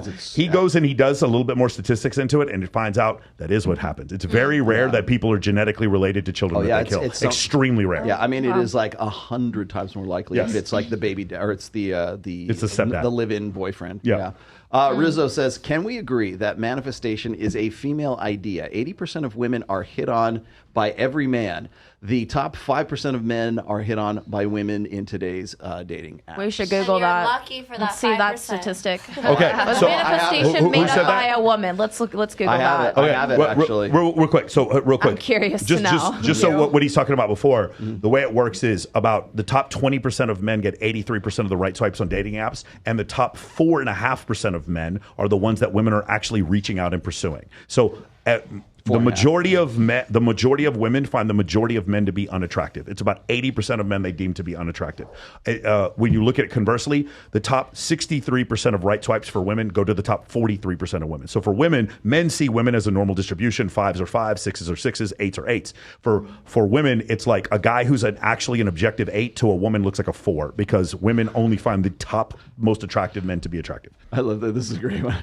Everyone has their own preference. Women cheat the same as us. I don't know. Women cheat the same as us men, even though they have way less testosterone. They have 1,000+ sex toys. Do they actually? Shit, I need more. Damn. This is a good question. I'm just going to throw that. Okay, thank you very much. It's all of a $7 super chat, but it's great. Do you actually think that? Women love sex more than men? Absolutely. No. I think it's about equal, or I don't know. Honestly, what is I know a lot of girls that just don't be trying to fuck. And I do know. I think men like sex more than women because men don't tie their emotions to sex like we do, so they're gonna be fucking more and other women versus us fucking other men. Aside from you, I would say there's about 35% of women that love Okay. Sex. So 35%. There's actually a ratio there. That's good. Thank you, Dr. Cosmides. Thank you. All right, there's some math behind this. Men have about 17 times as much testosterone as women. When they lose their testosterone as they get older, they get the man boobs, and you think of the fat guy drinking beer at the bar who's just got the huge gut, right? Yeah, this guy, what's happened with that guy is his estrol levels have increased. His testosterone is now being aromatized into estrogen, and he has more estrogen than a pregnant woman at this point. That man's libido goes down. Got it? You with me? Now, when women take anabolic steroids, meaning their testosterone levels go up, their sex drive goes up. The correct answer is men. If you guys knew what it was like think about the horniest you've ever been in your entire life. Multiply that by 17. That's a man on a Tuesday.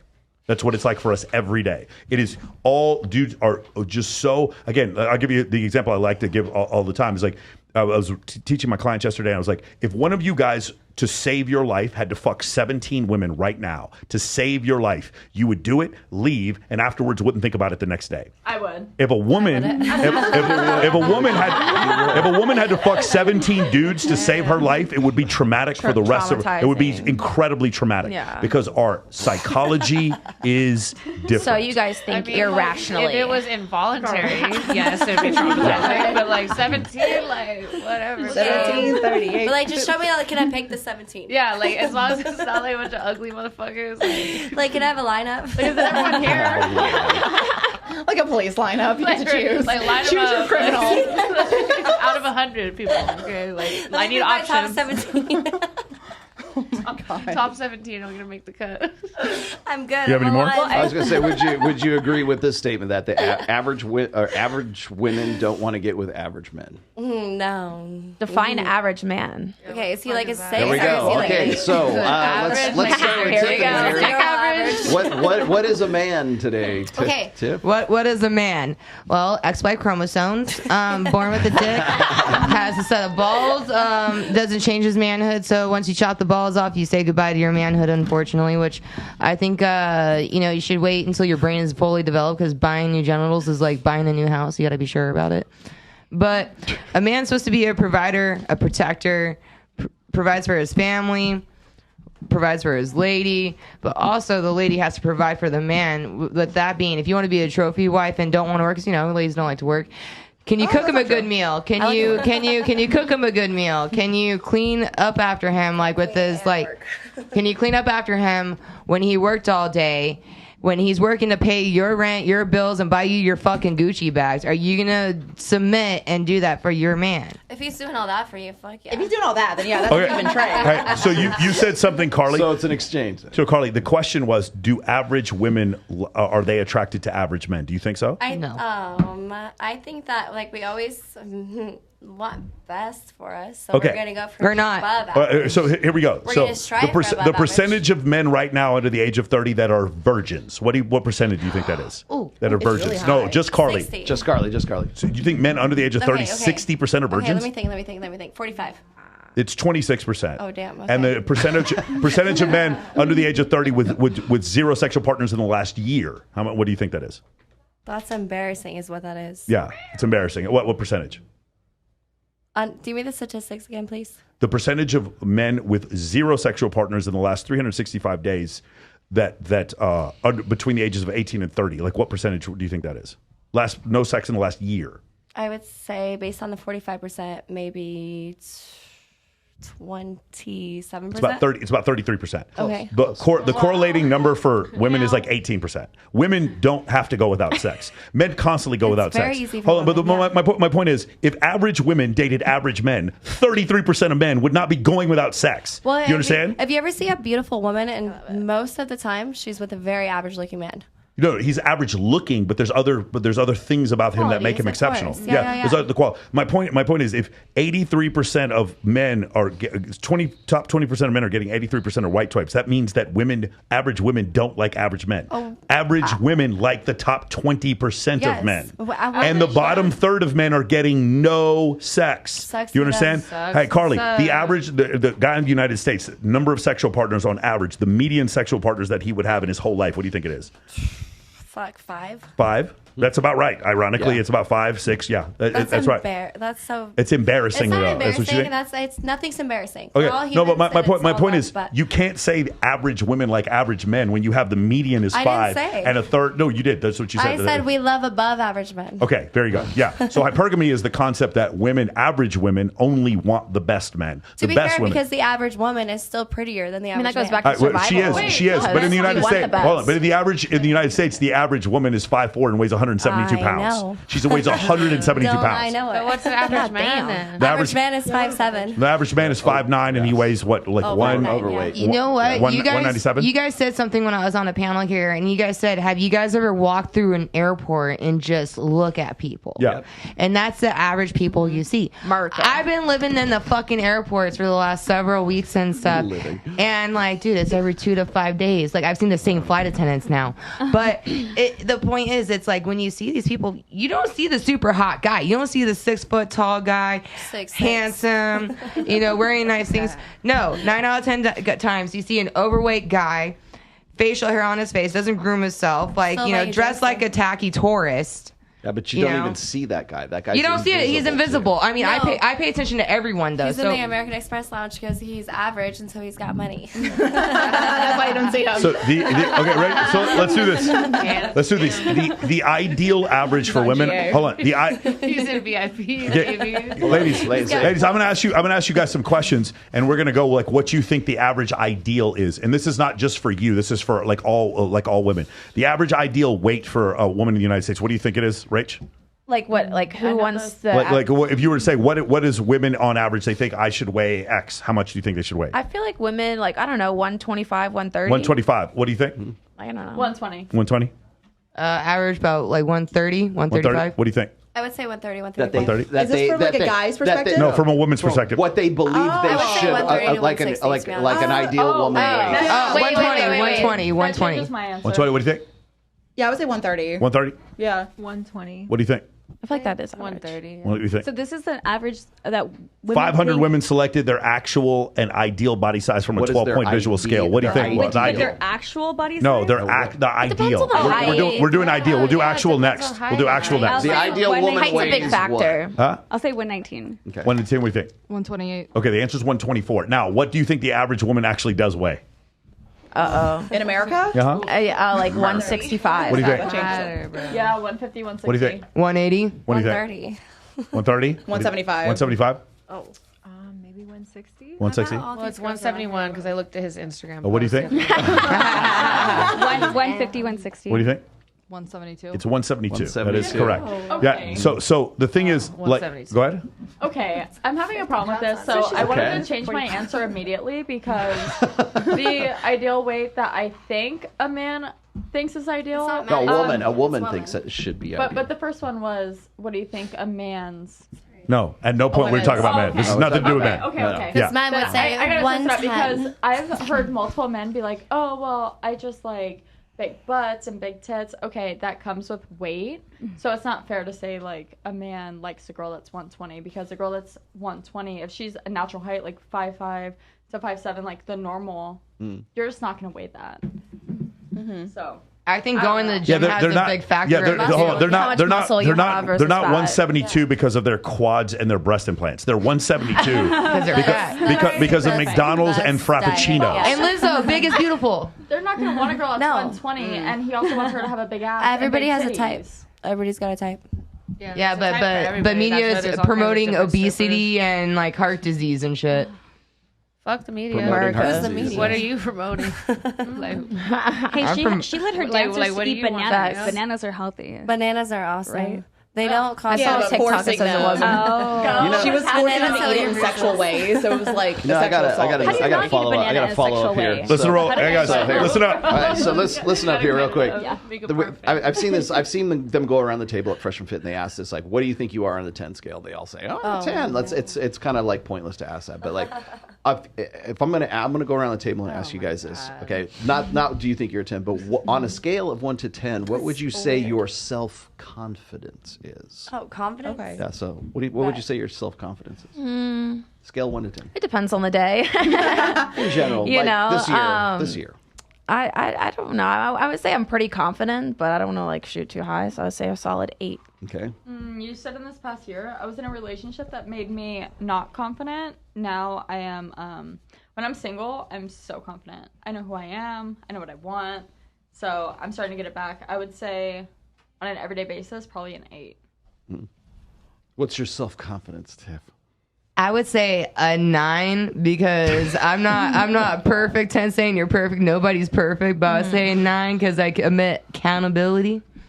Tiffany, one thing people cannot say about you is that you're a hypocrite. Nobody can say that you're a hypocrite. Definitely not a hypocrite. I will say that. Yep. Go ahead. I'm going to say an 8.9. 8.9. What do you think, Barbie? Confidence 10 all 10? the way. I'm not gonna support 10. What's your finisher in the ring? It's a hangman DDT. So I do a DDT off the top rope to somebody. That's crazy. Oh, shit. Have you fucked up someone's jaw or anything doing? Like I did pro wrestling for a short time in college. Like that shit is dangerous. It's dangerous. It's dangerous. No, I mean because I train to purposely make sure that they are safe when they land. Yeah. So in that move in particular, no. Have I punched someone in the face for real? Yes. The heaviest person you body slammed. How heavy could you? I got a guy who was 300 pounds off the ground one time. I've body slammed a guy that weighed about 220. Yeah. There's a trick to doing it. Yeah. There is. Yeah. You have to use a little bit of momentum and hopes and dreams. Yeah. Manifestation. I'm a 9 because I'm not perfect. You know, there's that. Okay. I'm a 9. What do you think? Self-confidence. I would say an 8 because like it depends on the day. Yeah, me too. It depends on the day or like what I'm doing. Like, can I open that heavy ass door? I mean, confidence wise, not very. Why would you when you could have a man do it? Well, I mean, I gotta wait around for that to happen, or I could just struggle a lot. But it's nice when you're like able to do something on your own without a man's help, and you're like, yeah, I did that shit. Like, I don't need that motherfucker. Like, not opening bottles of water for me though. But I cannot open my own doors. I can open my own jar, motherfucker. I don't need you. That's the part I need help with the most. 8.5. 8.5. D, where are you at?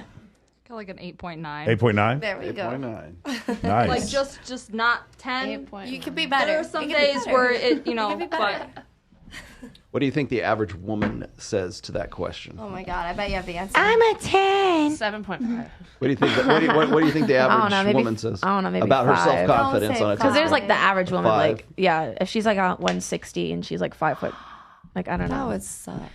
Maybe 5. We can't hear you. Yeah, there you I'd go. say 6. 6. I say a 10 because bitches are full of themselves. I'm gonna say a 10 too because girls love 6. themselves. Yeah. 6. I think you have 50-50, either a 5 or a 10. Mm-hmm. If you live in Brickell, it's 11. Sometimes they It's might 11. be yeah. Well, sometimes they might be really beautiful, but like not even know it because of like Interesting how you could. It's interesting how you go to beautiful when it's self-confidence. Right. I Well, just they myself could be confidence when I really said 10. beautiful, but they might not have the confidence because maybe they've been like torn down by Do you relationships. think that? Do you or think life that stuff. self-confidence for women is based on their beauty? I think a lot of Not it at is. all. It's not have to be absolutely vain. not. Because just like Absolutely she not. said, she's like some bitches think they're 10s and they're fucking not. Yeah. I think it's a lot internally, but I also think externally how you look at yourself in the mirror, and if you portray yourself as beautiful, if you think you're beautiful, then that helps a lot with your confidence. I don't think it has anything to do with looks at all. When When you're feeling insecure, especially over other people, it comes down to how you're being treated. And you start to create this new standard for yourself where you're like, fuck, is it me? And then you start to almost wear yourself down with how like other people psychological. treat you, where Hey, it's like... So Bree, that is correct, but you also don't have to do that. Like you don't have your self-confidence doesn't have to It's do also with anyone really else. hard when you're in the thick of it. Like, let's say you're like blinded in love, right? They say blinded for a reason. Sure. So I just went through it, right? Where my biggest compliment used to be, oh my God, Brie, I love how confident you are. I love the energy you bring into the room. I'm able to be myself around you because you know yourself. Well, I lost that.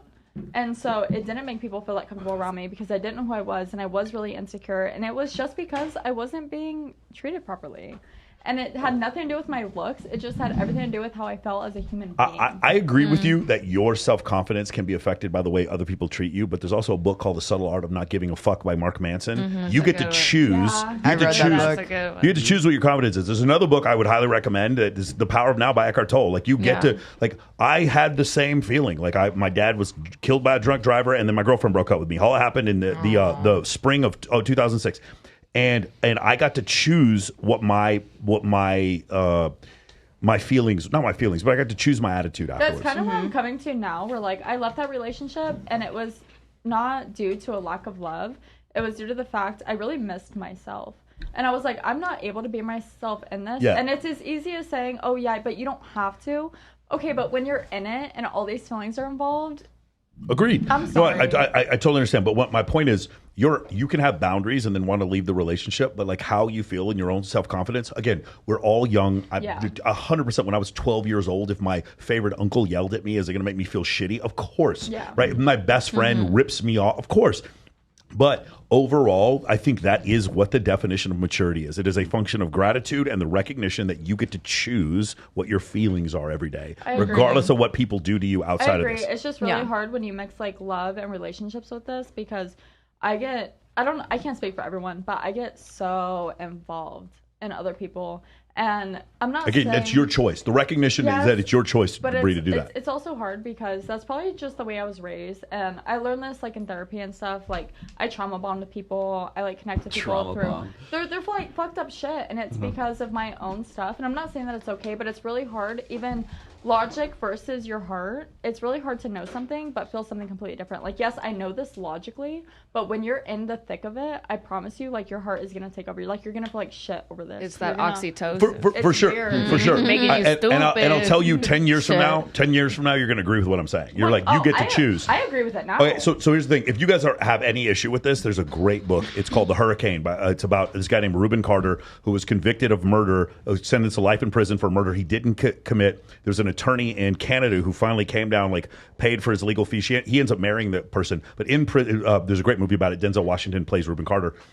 And in the movie, there's this part where he goes, I chose to not even want to be free anymore. And because I chose to not be free, the system could not incarcerate me or my mind. He made a choice no matter how bad things were. And that's it. That's reality. And a lot of times I hear women do this. A lot of times they'll be in a relationship with a guy and they need endless validation. I'm not saying this is your case, but they need endless validation. And because they don't get endless validation, then the guy's a narcissist. I think no, he's not a narcissist. At the end of the day, it really is mind over matter. Like, no matter how much I loved this kid, I knew that I deserved better. So I had to leave.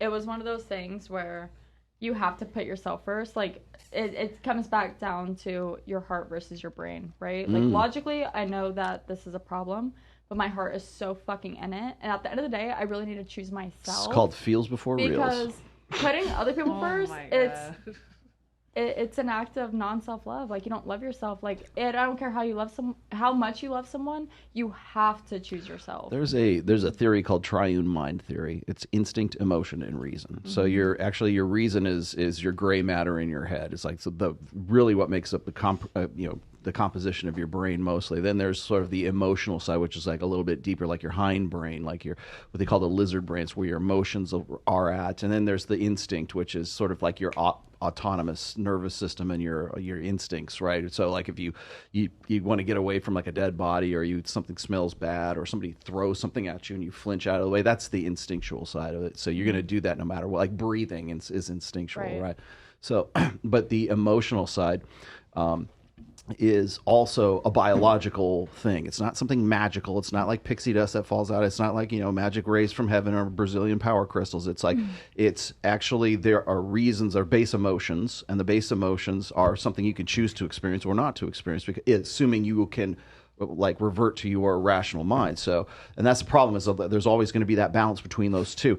Are you thinking rationally? Are you thinking emotionally? And are you allowing your reason or your rationality to dictate your behavior, or are you allowing your emotions to dictate your behavior? And sadly, what we're doing right now is, in the feels before reals generation, is everything's about, oh, follow your heart, girl. It'll never lead you astray. Or I would never judge you for anything. That kind of shit. Every friend I've confided in throughout this breakup has been like, okay, but here's the facts.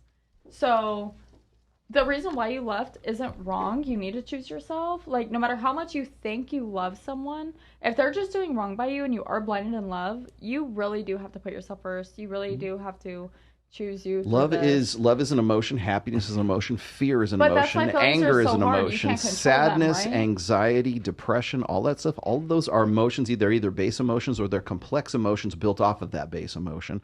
And so when somebody, and I hate this, I just did a whole video on this. When somebody says, "Oh, you're ultimately going to be more happy being married, and then not if you're out, right? You're going to be unhappy and I hate. Depends on the person. I hate the term happiness. I hate the term. This can sound really bad. I hate the term love. You're never going to find love, right? Love is an emotion. What emotions are meant to do, like biologically speaking, because it's biological. I can make you change the way your mood, how you feel, just by giving you tequila right now, okay? Or I can do something if you're on test, right? If you're on testosterone or something, you get roid rage. There's ways that you can chemically induce the way that you feel. That's why when you go through a breakup and you feel depression, you go straight to get drunk at the local bar, or you're doing whatever drugs, And because you're that's fine. trying to re-stimulate those feelings that you had before the breakup. I think that it's okay when you go through something like grieving someone. Like I'm grieving someone that's still alive. I'm not saying it's right or it's wrong. That's a judgment call, but I'm saying the reason why you feel it. That you can wallow in it for a little bit as long as you don't stay there.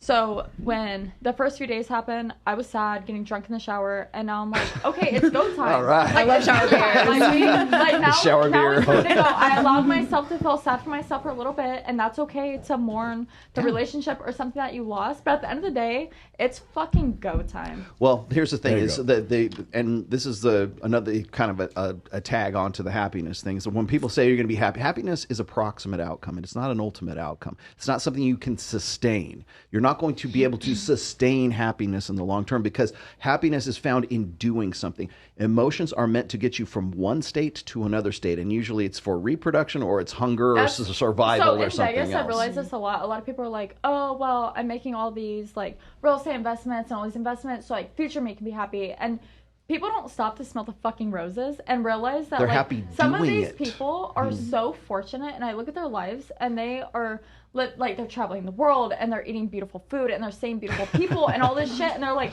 "No, but future me like cares more." And it's like, God damn it, he wants some beautiful food.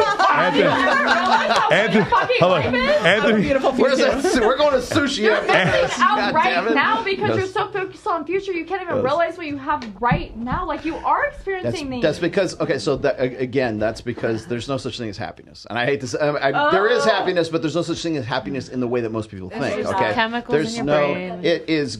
Well, you're happy in the doing. It's something is intrinsically rewarding. You're happy while you're doing whatever that thing is that's intrinsically rewarding. And the problem that we have with happiness right now is we find ways to get it cheap. We don't have to work for it. We don't do anything. We drink. We take prescription Porn. opioids. That's also we do probably porn. we fuck robots. Oh, that's just me. My bad. Smoke too much weed. Just you. Love dogs.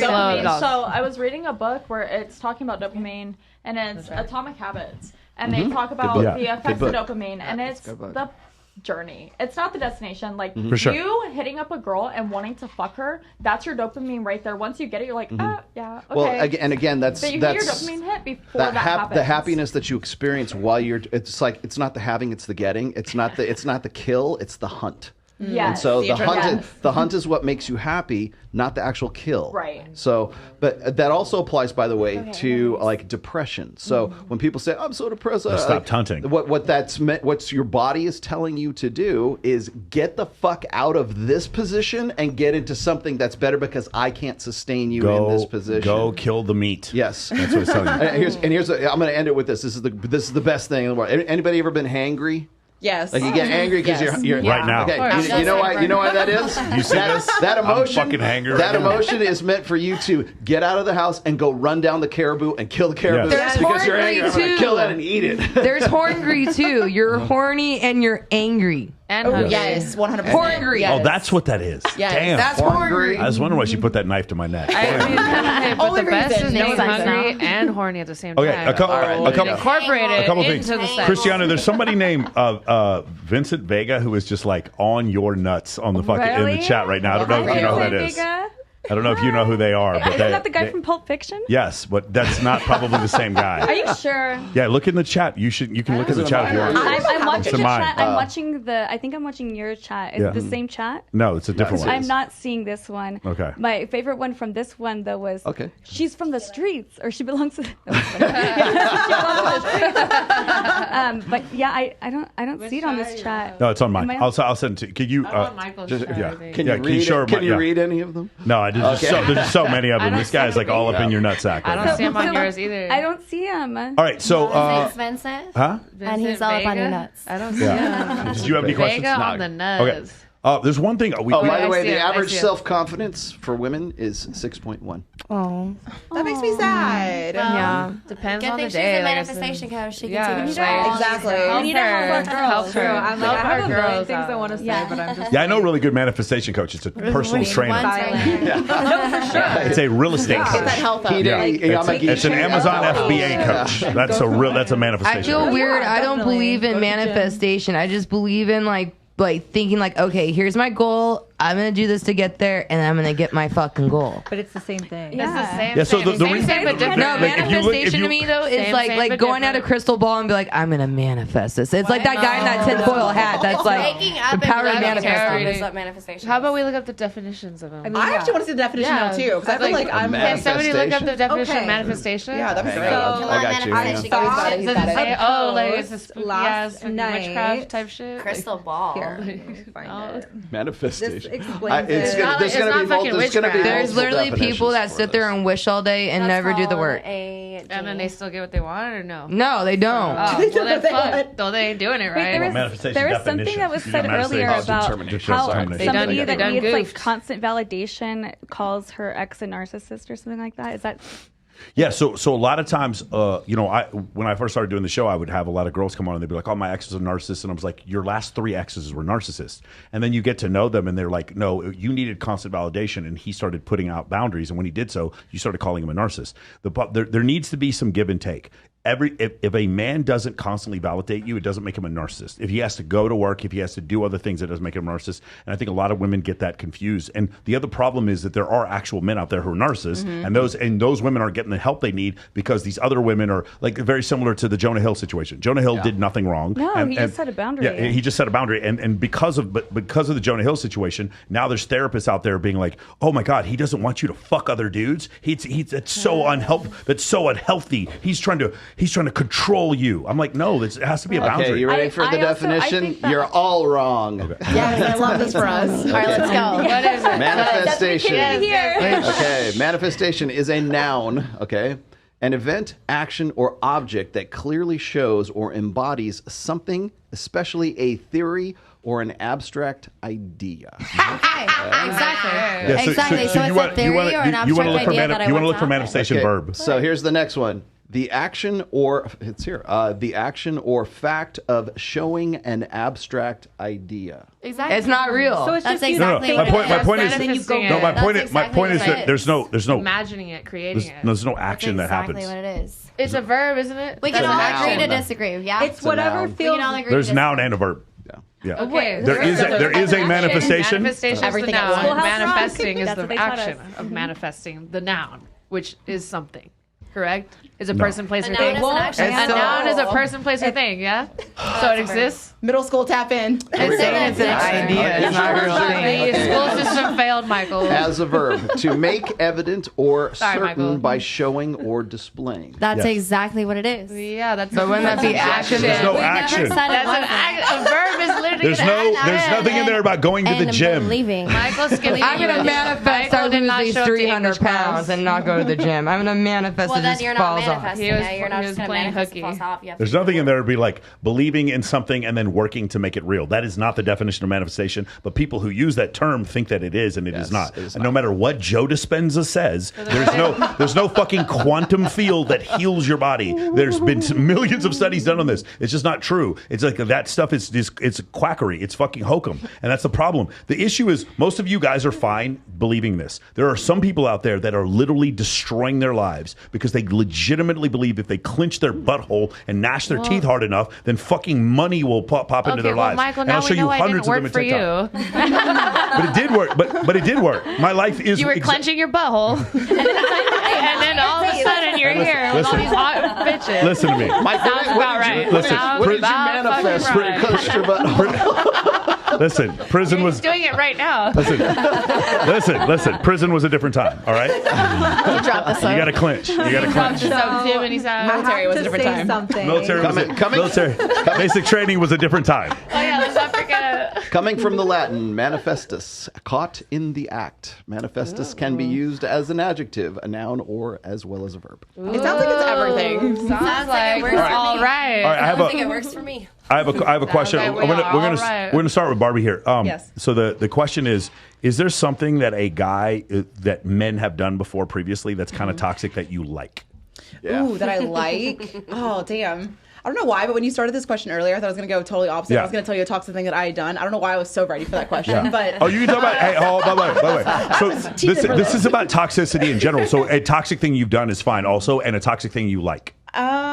well, I mean, the toxic thing that I did was the guy that I was with him for way too long, from the guy that I lost my virginity to, so of course he made me crazy. Yeah. From like 13 to 25, right? We were together. And he ended up cheating on me. So what I ended up doing was I found the girl on Facebook or whatever it was at the time. And I went and I added a photo of he and I together that was really recent. And it just happened to be our anniversary, like a week after I found out he was cheating on me. Yeah. And turns out she'd already introduced him to her family, all this stuff. Oh, shit. So I found her and I went through and I added every single person on her friends list, her mom, her dad. I started liking all their shit so they would come to my page and look. And I was just like, happy anniversary, baby. I love you so much. I can't wait for the future. And then she got banned from ever seeing him again. And That is absolutely magnificent. Good job. I have actually, I like the genius there. I actually don't have a problem with that at all. That's incredible. I'll steal that because I was like, you know what? Go fuck yourself. I'm going to ruin your relationship without it being sis, wow. That's what's up. It made me so mad because I was like, I didn't just waste all this fucking time on you, bro. Right. But That's incredibly I admire it because it's effective. That was really effective. And he was so mad too. I was the bad person. He was like, why the fuck would you do that? We're in love. And I was like, oh, okay. So I was really glad that I did that. And is there a toxic thing you like when that you've seen guys do that you like? A toxic thing? I almost think that a little bit toxic masculinity for me. Okay. I like a man that I know can go to bat for me. I like a man that will puff his chest a little bit if another guy is clearly trying to trickle in on his woman. I mean, the thing is, the idea that that's toxically masculine, which I'm not blaming you, but the idea right, that it's deemed that dude, now. this is 1950, and a girl was like, yeah, this guy came up and was talking shit to me, and my man stood up to him. Right. That's not toxically masculine. Right. It's inherently that's having a weird. dick, dude. What is wrong? What has happened to this planet that is a problem? No, but you're right. Go ahead, Carly. What is something toxic you've done and something toxic you like? Both of them. Yes. I need everything. Exactly. Both of them. Let's go ahead and book the next 4 hours. Toxic things you've done. Toxic things you've done. And go. Oh God, can I skip? Really? Absolutely not. Is that bad? We don't have kidding? time. We don't have time. She's going to go to jail. You're like the fucking Tom Brady, Hulk Hogan goat of all time. What are you talking? Yeah, silly as it is, so a toxic man to me is something that is sexually violent with me, because in a way that is sexually toxic. I mean, it's hot as fuck, but if you want somebody to choke you out and slap you and spit on you and all that shit, that's toxic, but that's hot as fuck. So that's my toxic thing that's been done to me. Something that I'm toxic about is making men fall in love with me, or trying to make men fall in love with me when I have no intention of pursuing it any further. Damn. Yeah. Carly, I gotta stop the conversation. I gotta stop the conversation right here, because what you were saying when you're talking about getting choked out and getting spit on and all that other stuff, you think that's hot, that, I think that's sexy as fuck, yeah. That level of domination. Okay. Yeah. Does anybody at the table think that that's abnormal? Oh, I don't either. Wait, hold on. Wait, time out. Does anyone Last at the week, table think she's damaged because she likes that? But to be fair, like that is a weird thing. Like as all of us as girls, can we not agree that is a little weird that we do like? It comes from evolution. Now, what it was a little weird is 2 weeks ago when Brittany was here and she said a loaded gun in her mouth. No, I'm not. That's what she was super turned on by that. And she like came. Yeah, Bella Bliss was in here. I've never done it, but yeah. Does it sound hot? To absolutely lose control and think that you have no say, I think it's hot. Okay, I know this is an option. I know this is an offshoot.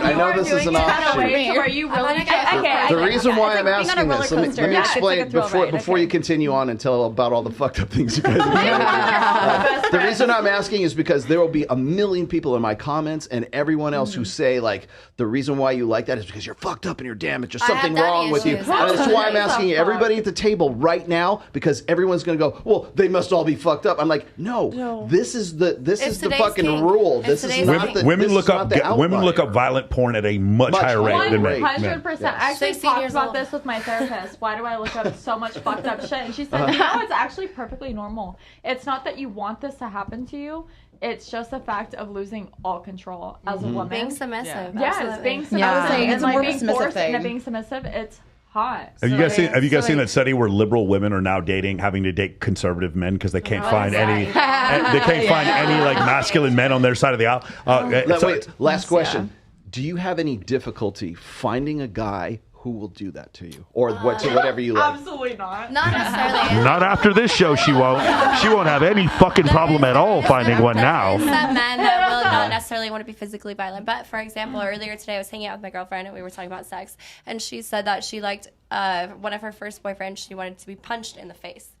She wanted to be punched in the face. That was her kink. He was a marshmallow and he couldn't fucking do it. But that was her kink at the fucking time, and that is something I cannot identify with. So that, I have limits.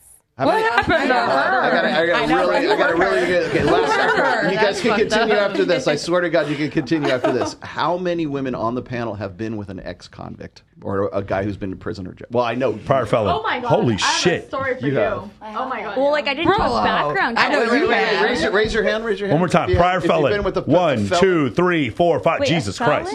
Yeah, felon. That's ex-con. That is not that crazy.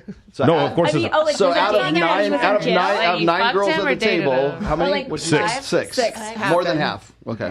But what was the reason? Yeah. What was the reason he? It doesn't matter. Like he whatever the felony was, he took caution and threw it to the wind. The more felonies, the better. So would you say then dangerous men turn you on? I love it. Yeah. It's a thrill. It's a thrill. Why not towards me? Because why would I want a soft man? Yes, I want him to be a violent asshole willing to kill anyone. Except for me. Marshmallow to me. He can be a burnt marshmallow to everybody else. Like kill everybody except for me. We'll live on the planet together. Only just me and you. Okay, what's your story? You're gonna give us the story. So mine's a little different. So my first boyfriend, I was 15 when I started dating him. When I was 16, he was only 18. He got a 16-year prison sentence in front of me, in front of everyone, his family, and it was some fucked up shit. And at the time, I didn't know how to deal with it. I don't know how I would deal with that now. How do you get over something like that? But I continued to talk to him, and I was there. I wrote him like letters, all this shit, and like a part of him almost got hotter because he was a little bit dangerous. Because it was like no one else can have you. I have you know you, exactly like, where he is. I know exactly where you're at. You don't have to check his phone. You don't have to track him. He's in prison. And he's learning about cool sex things in prison, right? Date a felon. Never have to check their phone. I keep tabs on my man. He's in the Nevada State Penitentiary up at Creech at Indian Springs, Nevada State Penitentiary. Like just because you did something in the past doesn't mean you can't advocate against it now. It depends on what it is. I don't think I would ever. So do that guys with now. those the tracking ankle bracelets, those guys are hotter. No. Should I get one of those? Jewelry. Like now, for me, like there's a reason why all the women on this panel go for above average men. Like there's no way in hell, I would go for a guy that's in the penitentiary or like what's his prison right or mugshot anything like? like that. Like, Yeah, what's Carly he look is so toxic. I got lied to until I found out. So toxic. I'm actually a good girl now. I'm just friend. If I knew he had a prior felony before, I probably would have never gone with him to begin with. You would have just had sex with him. Yeah, I'm just sex. You're not marriage material, but we can fuck. We can fuck because you went to No, prison. I told you about him, Rollo. no one's He's trying the to one I get ran married. out. Dumb and a felon, but we can fuck. But he got that dumb dick. that felony dick. Kinsley, do you like them dangerous and tattooed and like they got the teardrop for how many men they've killed? No. No, I've had some experience. I don't like it. Run the other way. So you did it once, but you tried it. You're like, well, that was before they went to jail. So when they went to jail, They're still the same person who went to jail. Was though. he hotter after he went to jail? No, I know. Ew. Bad boy. No? Bad boy. Never. What'd you go to jail? I think it kind of depends on what you go to jail for. Yeah. I agree. Yes. Come on, guys. violence about. Jeffrey Dahmer, who'd give him a first date? Come on, don't lie. Was he gay? Don't lie. Jeffrey Dahmer. The Jeffrey Dahmer that was in the Jeffrey Netflix show. Dahmer. Yes. Ted Bundy. Oh my Ted God, Bundy. the Ted Bundy. You give Ted Bundy a shot? Not with Ted the Bundy. unibrow. I mean, a lot Not of women Zach Efron. Richard Ramirez. Richard Ramirez. Zac Efron. Would Richard Ramirez get it? But that's how Ted Bundy killed so many women because he was for the time. I mean, he has a unibrow, but like back in the day, He does have a hella unibrow. but like back in the day, that's how he lured so many women And he had because dogs they in all his thought he car? was attractive. Yeah. Hey guys, Escape ask from prison ask yourself 3 why these times. ladies know that he has a unibrow. And he escaped prison 3 times. Yeah. 3 times, so he's smart. So yeah. So he's intelligent. He's an intelligent criminal. Smart enough to not get caught. Shout out to my Virgos. Those women at Florida State that he killed and raped, they deserved it. That's what happened. Michael. Is that what you're saying? Absolutely not. Absolutely Michael not. always thinks I'm it's just so saying. extreme, bro. I'm just Michael saying. is that I would extreme. rape him. Nobody asked for that comment. That is out of pocket as fuck. All right. They were just in the wrong place at the wrong time. Look And at Ted his Bundy fucking was there. unibrow. Next No, thing you know, absolutely he killed a bunch not. of women. Sorry. Ask her what toxic You didn't have traits to rape turn me. you He was on. willing. Ew, he like lets you go because you're too into it. He let me go because I was willing. I'm trying to think. You were what too wet, toxic so he trait- kept you He around. was like, Turn me fuck on. no. I can't kill her. You don't know. You can't think of any toxic traits that like. Do you like criminals? No. No. Do you like convicts? No. No. You like. You like neck tattoos? Do you like guys that look like? Neck tattoos are cool. Hell yeah. I just dated a guy with neck tattoos. I love neck tattoos. No. Neck tattoos, He was future felon. That's my toxic trait. I don't know. Neck tattoos. He was a Freemason, so I don't know. I thought that was kind of There hot. it I was Very like, cool, yeah. Something was like a Illuminati. little different about him. Shout out, Dangerous. His money didn't make sense. shout out but to that's Jeffrey cool. Epstein. Shout out to. Rollo. There we go. All right, here we go. A toxic thing that you. So that's something you like. A toxic thing you've done she's before. Taking the sweater off. Yes. Finally. Okay, so like waiting all day. maybe like blow up his phone. Okay. You know, if I want attention or like something or like respond back to me. Like I don't know. I think that's pretty toxic. You know, like pay attention to me while you're like out there doing other shit. Like No, I don't because he know. should. Are you with respond. that bitch we saw at the mall? He should respond. Yeah, he should. He should should. respond. Yeah. That's totally. why you should have his location. And if So- you don't, just put it in his So phone. surveillance. Toxic girl tricks. Grab his phone. D, Copy, what's noted. is there a toxic thing you've done One word. before? Air tags. Yeah. Oh, No, have they get you done that That's before? what you did that was toxic. I've never done He that. should be a felon. I guess a, It is. I guess a toxic trait I used to. Thank you. A toxic trait that I used to, I guess, possess more of than I do now. The whole read receipt thing.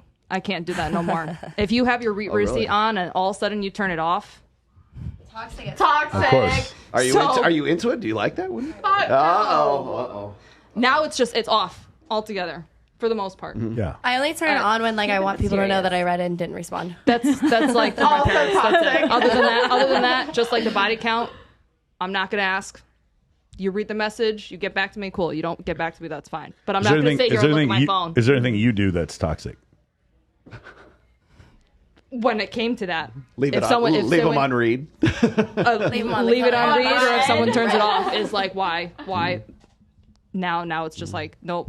I'll stop talking first. Christy, I agree with that. I think the older you get, the more that you realize toxic traits aren't cute. If you're gonna play that game, like if you're gonna turn your red receipts off, that is what it is. Yeah, like you could now, go out of your way to obviously, do that. I know you have something to hide. So petty. So this gives me all the clarity that I already need to know. I would rather just block. The older I get, like I know we're all talking about toxic traits and like what we think is hot. I don't think any of it's hot. I think it's abusive and I think it's unethical. Like if you can go about your shit and you can be honest about it, cool. True. But at the end of the day, if you're being toxic, just be toxic. You don't need to be in a relationship. Sometimes you don't need to have loyal people around you. My only toxic trait would be like I'll pass out and I'll forget to text him back.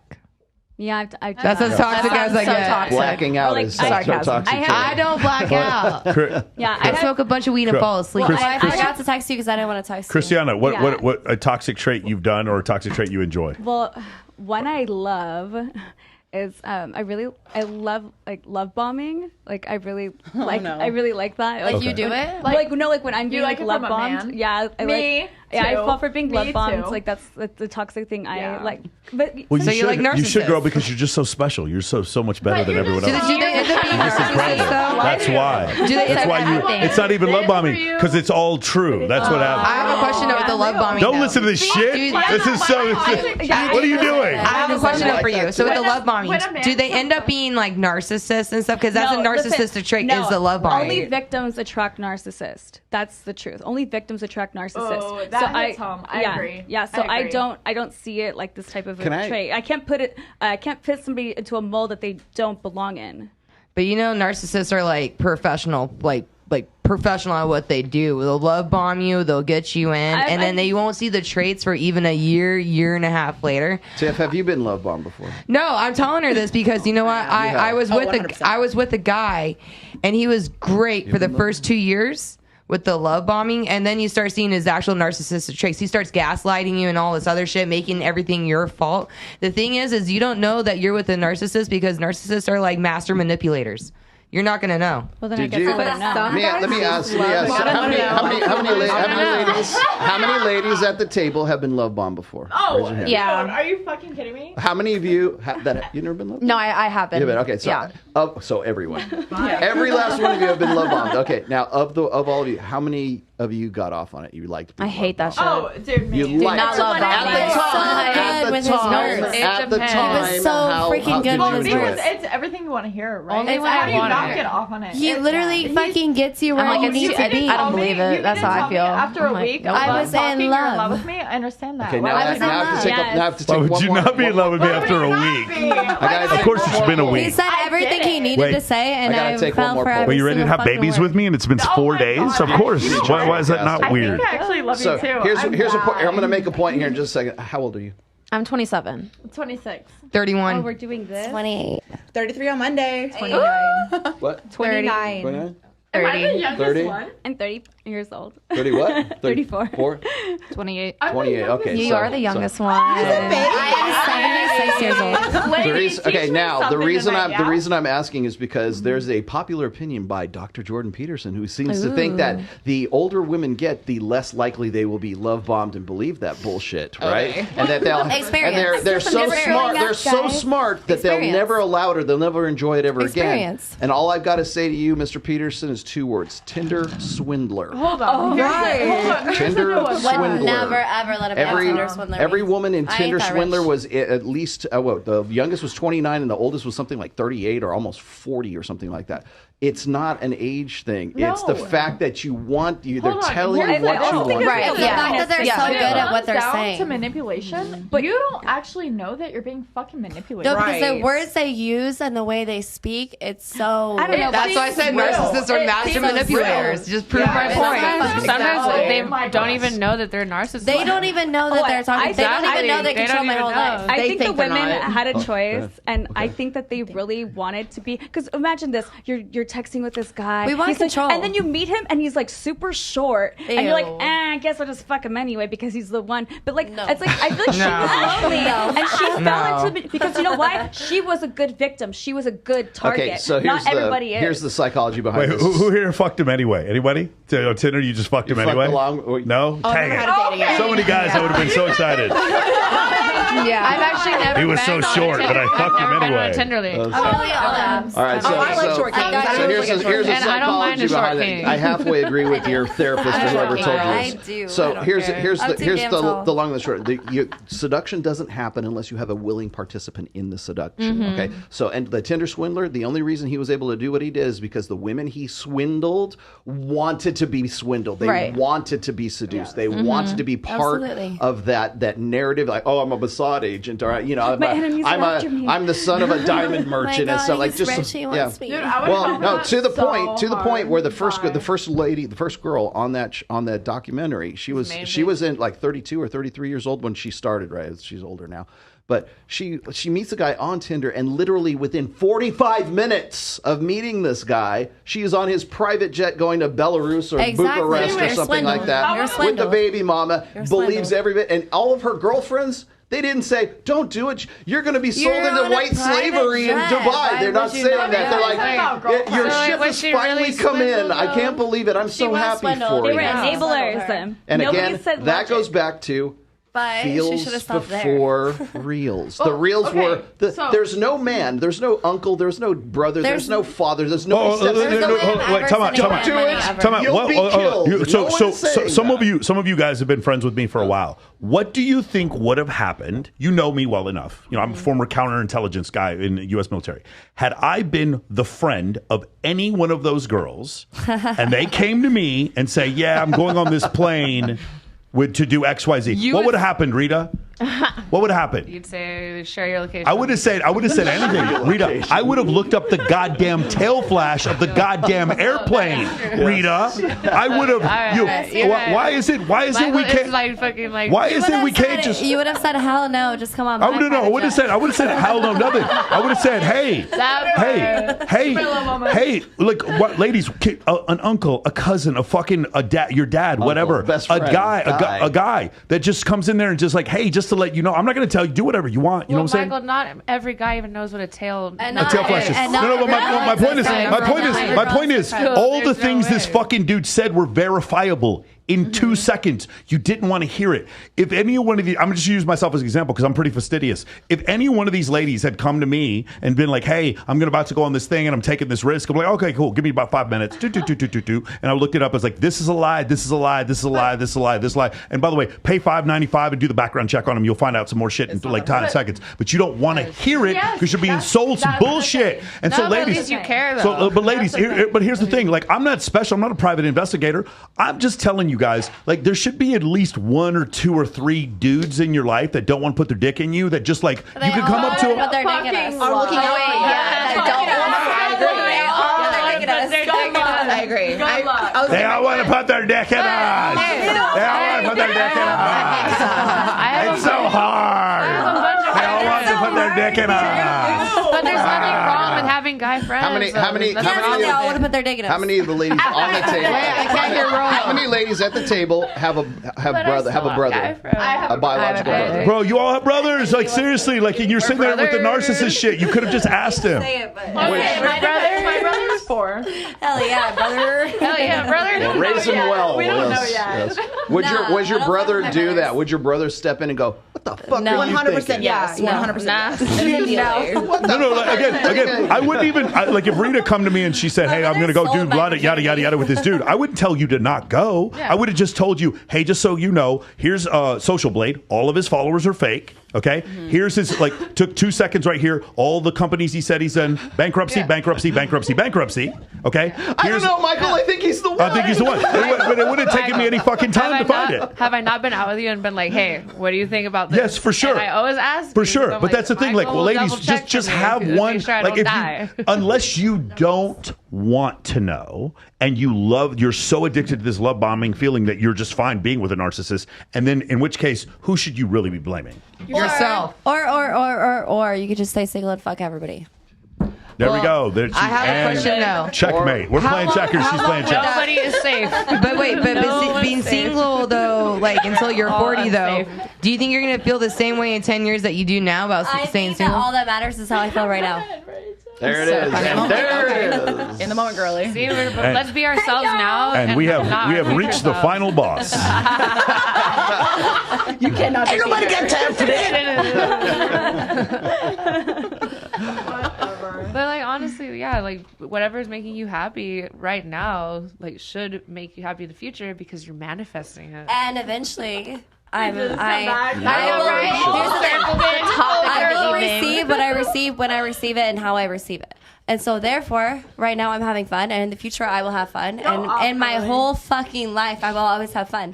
And what I receive, I will receive, whether that's me being married, whether that's me being in a relationship, whether that's me being in a hoe, whatever the fuck I want, I will receive. I couldn't write Carly if I tried. Like I couldn't write Carly in a book. I couldn't imagine Carly. Like she's just like exactly. She's just exactly. She's not even here. Just perfect. She's not even here. Just exactly. She's the final Whatever boss. happens, Tell these and I bitches love to all go of it. to hell. So we should start a podcast. She is literally like the fuel for the passport, bro. Like they're literally a picture of Carly on the side of their suitcase as they get on Avianca Airlines direct to Bogota, Colombia. There's a picture of screen cap of Carly. Put it on their As it refrigerator. should be, I'm because out. why wouldn't it be? Your inspiration. That's what you're Carly, saying. somehow you're going to go viral. Somehow we're going to end up on like Matt Walsh because of this. Oh, fuck. Okay. I can't believe Welcome. She loved it like it. It's okay. A toxic thing that you've done. Is there anything toxic thing you've ever done? Well, yes. Well, it's like kind of like what you do. Like I have adult ADD, and it does not get easier, and I'm not medicated, so I'll like read a message, and I'll just like put my phone down and do something else, and then never write back. So You're like, not medicated? Yeah. Me neither. I'm ADHD. I have no medicine. Yeah. No, it's take my hard. vitamins, It's that's it. really hard. No, but just be a crackhead. It's fun. Oh, okay. Not like real crack. Not real crack. I haven't obviously. tried that one. Unmedicated. The best advice Unmedicated. so far. Unmedicated crackhead. So what you do is you take your phone and you break up Adderall. What and you snort do it. is you drink Red Bull coffee and you eat a well-balanced meal and you're still a natural crackhead. A Red Bull and a coffee? That sounds like your And stomach's burning a hole in Not it. at the same time. You start with coffee and then like in the middle of your day you have a Red Bull, sugar-free, of course. Okay. Sugar-free. Yeah. Because that would be too much. And then we have Because the natural sugar would crackhead set you energy. off over And the so edge. the sugar from all of it will make you a crackhead, and it's really fun to be a crackhead without doing the crack. So That's nasty. It is nasty, right? Isn't it nasty? You have ADD. I have ADHD. Take so it's the notes. same shit. We're crackheads. Do you know what you're doing? I mean, it's literally the same shit. Yeah. All right. Okay, Tiffany, I will never give you grief about smoking as much pot as you do now. Okay. Rita. We're all cool. We're cool. Hey guys, hold on. Everybody, stop the presses. Rita, have you ever done anything toxic? Never that. Everyone in the chat. No, my thing is okay. Rita, like, you are a first ballot Hall of Famer. Do you know that? They are currently tailoring a gold jacket for you in the Toxic Hall of Fame right now. Unanimous first ballot Hall of Famer. My Go thing ahead. is, I want all of my boyfriends to love me and not be fucking other girls, but like I want to be able to like fucking do All of your boyfriends? All the boyfriends. You want 10 million boyfriends. None of them can have girlfriends. But none of them can have girlfriends, but I can have multiple girlfriends. That's my toxic. Somehow a Carly Rita thing has to happen. It has to happen. No, it'll be you and me, and then we'll put Jamie Villamore and Jamie Lynn here, and then we'll put Carly and Rita and just have a thing. Me and Carly enough to know how I was outside of a relationship. Me and Carly. No, when you first met me, I was first out of a relationship, and I was toxic as fuck, and I've calmed down a lot, and I'm still. Okay. I'm better. But I'm so crazy. Hey, look, I want to point out one other thing. So, I get criticized for this a lot. Like, I have a ton of female friends, but one of the reasons why, and you guys are getting to see inside of it, kind of a dissected, because this is this show is sort of a conversation that I would have at like in Jamaica at Paradise Challenge or Swimsuit USA or something with a bunch of the girls or a bikini competition or whatever. But like, but guys, I just want you to think of this. Any of you guys who are critical of this, listening to Carly, wouldn't you rather know? If you're a guy, wouldn't you rather know this? Wouldn't you rather know the truth? Okay, so this is. I would rather know the truth. Okay, so for those of you who are confused why I do this, this is part of the reason. I'd rather know. I used to manage a strip club. I would go back in the locker room and listen to the girls talk, and it was just I was very quickly disabused of. I was very quickly disabused of these ideas that Disney and my mom or the church gave me about how men and women were, and then I would in there and I'd listen to it and I'd see domestic abuse, drug use, all this kind of shit, cheating, bragging about cheating, and I was 21, 22 years old when I was seeing this, and I was so disabused of these fucking fallacies and myths, and I'm just gonna say this one more time, guys. I would rather know. Right? It makes sense. So when I read the Rational Mail the first time, I was like, oh, thank God somebody wrote this down. It wasn't, oh, I didn't know this stuff. No, I was managing a strip club. I was fully aware of this. But it was like, oh. You are manifesting the Rational Mail. That's what it was. I was manifesting. By the way, 2003, 2004, same time. Yes. Now, when the student is ready, the teacher will appear. Will appear. That's exactly right. And I would rather be honest than sit there and like lie about shit because, again, why not? We all fuck each other and have a lot of fun. Instead of like hiding behind each other's backs. Guilty! Instead of hiding behind each other's backs and like fucking people behind each other. Can you tell us? We can all just fuck Dump each other. that Tell us about your first experience with a woman. Just out of curiosity, who here has dated a woman? Well, Never dated a woman. No. Yeah, dated a woman? No. What about dating or slept with? That might be a different. Okay, who's there slept with a woman? Oh, do you guys hold on one more time? Let's do that again. Slept with a woman this week? Time out. Who here's dated a woman? Just one of you. Who has dated a woman? Just one. Okay. Who here's slept with a woman? One more time. Oh. Dude, okay. Cool. Now, just so we're clear, this doesn't work for men. What you just did does not work for men. Hold on. I'm strictly dating. I want to hear her story. She's got stories All right, galore. here's the deal. A lot of people don't think I'm. Talking to the mic. A lot of people don't think I have a lot of experiences because I was in a long-term relationship, right? Many long-term relationships. Shit. Let me tell you, even throughout that relationship, he wanted to be poly, I didn't. And we've done a lot of poly things. I was trying to like give him what he wanted. So with that, I flew. I thought you were going to tell us you were in like a cult or you're a Jehovah's Witness or something. This girl right here, I flew her out to Mexico. We had sex with my boyfriend. And then afterwards, we got stranded in Mexico for like 2 days. We ate each other's pussies. I don't think it was stranded. I don't think stranded is not the word. So here's the deal. So we went to the airport, right? We were being responsible. Well, that morning we were waking up. We were cleaning out the villa. We were staying at this villa that was like $15,000 a night. Jesus. We weren't paying, obviously. We weren't paying, no. But we were. Your boyfriend was paying? No. Sorry, buddy. But we were with some. He got a threesome with me and her, so it was good. Hold that thought. Okay, now tell the story. Okay. So we're sitting there, right? Pina coladas in our hands. And it's me, Carly, Bunny. I'm so dead. And we're sitting there and we're like, hey, what are you doing? No, what are you doing? And we just kind of went to the room and made some shit happen, you know what I'm saying? Well, what happened was Carly fell in love with eating pussy. Come on, sell it to me. Come on, sell it to me. To say. It was great. Well, then that next morning, we go to the airport. We're sitting outside a bar right outside our gate. 3 hours past our flight, the airport security comes up and goes, what are you guys doing here? And we're like, and you fuck him. We're just waiting on our flight to take off. They're like, what flight are you on? We read them the number and they said, sorry, babe. That flight took off 3 hours ago. I'm going to escort you out of this airport. And we said, fuck. And then the real Mexico experience happened. He didn't do this. FBI, open up! No, pretty much, but through the phone. So then, me and Bree were in Mexico all by ourselves. Oh, you want this too? Round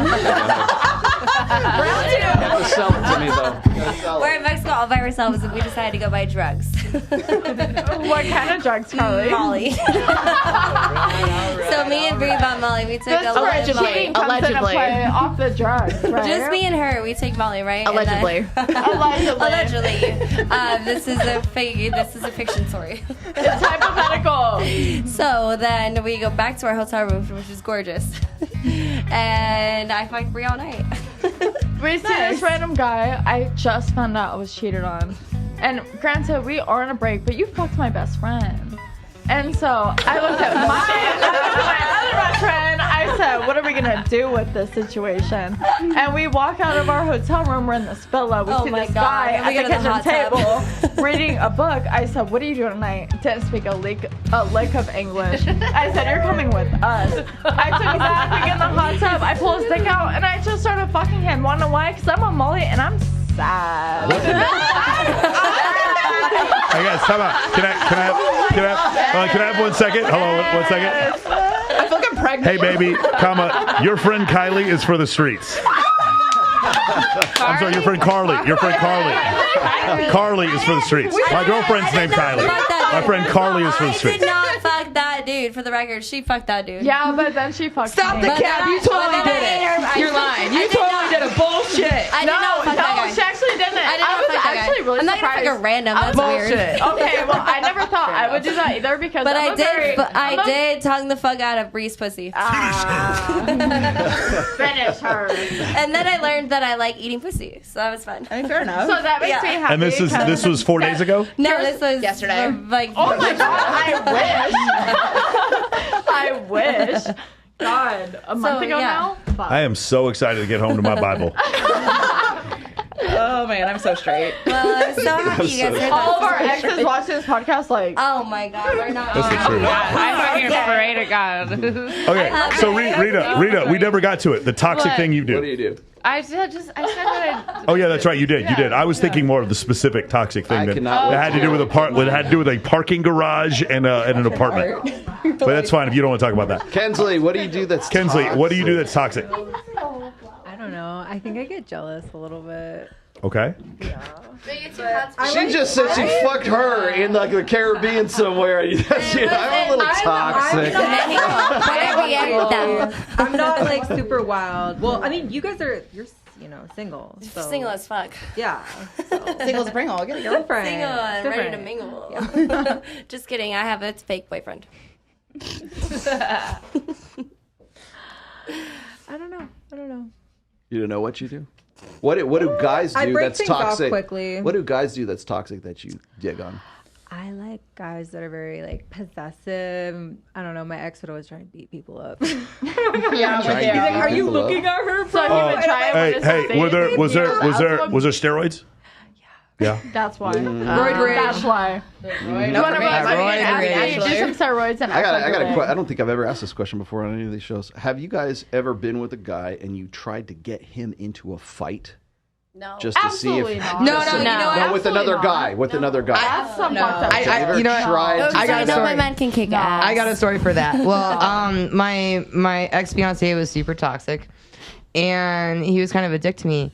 And so when he went to the bathroom, because I kind of wanted to get back at him, and it's probably like as toxic as I ever got because he actually deserved it. He put hands on me. Anyways, so he put hands on me, so I wanted to have him get in a fight with someone so this guy can kick his ass because he put hands on me.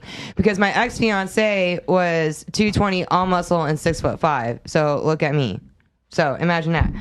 So I think what I did was justifiable, and so I was hitting on the guy when he was in the bathroom, and then I had the guy sit in his spot. And so when So you instigated the fight. Oh, 100%. This guy was a little bit It's more all buff. on you. You evil bitch. I'm with her on that actually. No, you know what? Uh-huh. I never condone violence, but when a guy puts his hands on me and I can't physically fight back, I'm gonna find someone to kick his ass. Mm-hmm. Yeah, I like that. And then Have when you I ever broke, done that? No, but I had an incident last year where my neighbor broke in. It was a whole thing, tried to rape me. I had to take him to court. It was whatever. Wow. My boyfriend showed up to my house before the police did. He tried to break back into the house. My boyfriend was there, and then he ended up hospitalizing him. Kellen, and I ended up having to drop the charges against the guy that, hurt me or whatever. I took him to court, everything, because the plea deal was if you drop the charges against him, we'll drop the charges against your boyfriend for attempted manslaughter.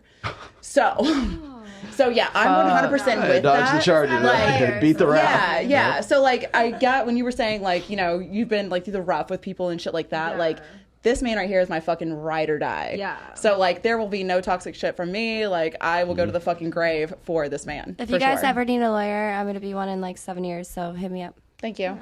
Nice. I like a hot lawyer. We'll have to set you up with Jim Sexton when he comes. So that's why I'm saying I love that you did instigate that, because it's sometimes people just got to get their ass beat. They didn't have their ass beat. he really deserved it because I wouldn't do that to my worst enemy type of thing. But but it's just you. But you had a motivation to do it. Did you when just do it when randomly? you pop my jaw and my jaws lock open it's kind of an advantage because it's when I get skull fucked and everything, it kind of doesn't bite the dick. That's an advantage for sure. I mean, I guess that's the only advantage of a locked jaw. So but Fair enough. But other than that, it's like when you come up and you're done sucking that dick and everything, it's just like you're like, damn, I'm a little bit sore. Like, why am I sore? Did somebody order sausage? Yeah, they did. all right. Now, the reason I'm asking is, and I don't know if you've ever been in this situation before, but like everyone from like I get these guys telling me stories all the time, but like even I could have experienced this before. It's like whether it's like my mom, my daughter, my wife, like there are these guys talking about like sisters or girlfriends and everything like that. It's like there's these incidents where that like if somebody cuts them off in traffic, she's like, fuck you, kick his ass. Like they want you to go and like fight let's you and him fight. Everyone wants a night. And I'm like, Everyone wants a why night. the fuck is it? So like one of the things that that sort of made me think of this is there's this thing called the ick right now. Like so you have this perfect guy. Love the ick. There's this perfect guy. But he rides a bicycle. But there's all one fucked up. thing he can do that throws the whole thing off. He rides a bicycle like a girl? like not good. What does that mean? You ride Like, side saddle? So, all right, so ride a bike these well. girls are recording their dudes, and it's the most basic stuff. Like, let's say it's the way they eat their sandwich. Yeah. And it's just not the way that normal people eat a sandwich. I think it tends Like, let's say they take a bite of the middle, you're like, you look so dumb right now. And that's a make or break. It's a deal breaker. Not a deal breaker, but you can look at the guy and be like, ugh. Ick. Yeah. Ick. Do you have an ick? I don't want him to act like a little bitch. Is there like any particular behavior that makes him a little bitch? I'm complaining a lot, or just like, I don't know, like a limited mindset. I feel like that gives me the ick. I'm like, ew, like you but him think so tripping low and of falling yourself. isn't like an ick or something? No, like that happens to the best of us. So like, If he it's gets his kind ass of cute. kicked- Like it's like, oh, you fell. Like I'd hope to be there to pick you up. I have a good So answer. All right, go ahead. All right, you know what gives me the ick? When men have a childlike charisma, they really work it up to their full potential. So, like, for instance, I just experienced this where my ex-boyfriend has a childlike charisma, and instead of everyone Kinda like Mike, realizing childlike what's charisma. happening in the relationship, like, everyone sees what's going on. They see the manipulation, they see the gaslighting, and instead, when he starts crying, it's, aw, poor him. He's 27 years old, and he knows what the fuck he's doing. That gives me the ick. You know better. The whole childlike, like, even think of it, like, the girls that are doing this, they look at him as a fucking little kid. Oh, but are you okay? Yeah, he's fucking okay. What the fuck? Like, what the fuck is wrong And the with you? fact that the other girl responds to it, and you're like, you don't but see this girls bullshit. love this shit because girls want to take care of things. So when they see a damsel in distress, they're like, oh. His mom didn't What love him can I enough. do to take? Dude, his mom loves him too much. Bye. She babied him. bye. Oh, it's like the exact opposite. So like, All right, on, Tiffany's chomping at the bit. What's your ick, Tiff? I think my ick is just like a beta man. Like I like a man taking control and being like, no, you can't do Okay, that. but you got to give me one particular behavior that's A like beta, an let's ick. see. That's an ick. That's an ick. Let's see. Like he's hot and he does one thing and you're like, oh no, you blew it. I'm out. Well, I think it's just complaining about things that he can fix on his own. Oh, competence. Okay. I think being incompetent with himself. Mhm. I think also that gives me an ick. Like if a guy contradicts himself. Okay. Well, that's okay. What? But not really. Okay, baby. But what's an ick for you? I know because you got like a ride or die guy. If there's one thing he could do that you'd be like, okay, I'm not a ride or die person anymore. I can't do this anymore. What would it be? Oh man, I really don't even know. Like, because I don't really feel like he necessarily gives me any like icks. Because it really is like that. It's kind of like what she said too. I hate to say that like, oh, it's like the beta mentality or whatever. But like, really, I think just like a guy just being like a little bitch is just like it's such an ick for me. I'm just It's like, yo, so fucking gross. like man Grow up a little up. bit. You know what I mean? Like, fight against the grain of what you're seeing on media. Like, turn off the fucking news. Do Like, your own research. You Get mean to out tell there. Me you make millions of dollars and you're acting like a fucking child. Yeah. And you want people to treat you like a child, especially women, where you're like, okay, so for instance, we were in Croatia. I got cheated on. I got totally betrayed, and I got gaslit by In not Croatia. only him, by everyone. That's so specific. And I'm stuck on a fucking boat with you guys, right? Everything that you were doing is wrong, and everything, like, everyone got to see what happened go down. I was made out to be the crazy person, when in all actuality, it was just because he had such a childlike charisma. People were like, "Oh, but he's so you were fine. But Mugatu he's and he was fine." Zoolander. Is that- It's disgusting. It's disgusting. The childlike charisma and the way that people act, it's literally so gross. Kensley, what's your ick? gross. Yeah, I wish I had a better answer for you, but I mean, yeah, it's good. yeah, just like what they're saying too. I don't like a guy that's a little bitch. I don't like anyone that complains a lot, is negative, can't fit, like just. You need a man. Be positive, Yeah. like change your mindset. Be a rock. And the other thing, oh my god, What's okay. a pet peeve? What's a deal breaker?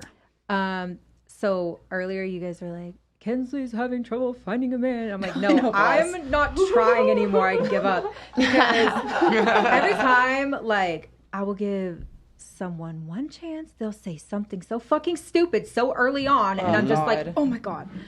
Like this guy the other day. Actually, Michael knows him. Here we go. Story time with Kensley. Okay. Text me. Who is it? I'll tell you later, maybe. Okay, so I met this guy on a dating app, and we start texting, blah, blah, blah. He complains to me randomly, texts me like a picture of him and this girl at a concert, and he's like, I'm tired of dating. This girl was so ungrateful, blah, blah, blah. She can't even like, you know, give me like a thank you, a coffee, a blowjob, a thumb in the butt. Why is he telling you this? Thumb in the butt. Why is he telling you that? That's not a thumb in the butt. I know this motherfucker. I've never even. I need to know if he's one of my clients. That's what I need to know. You need to tell me who it is. So the ick is the thumb in the butt. Will you text me right now who it was? That's a turn on. Yo. Because I would understand Kensley, message me who it was. I need to know who that was. Why don't you just say it loud and proud right now? But so, yeah, I'm like, I haven't even met you yet. We haven't even gone on a first date yet. First of all, why are you complaining about this girl? If you don't like her, don't talk to her. Why are you telling me this? Yeah. Guys like try so hard to impress me sometimes. Oh, that's the big ick.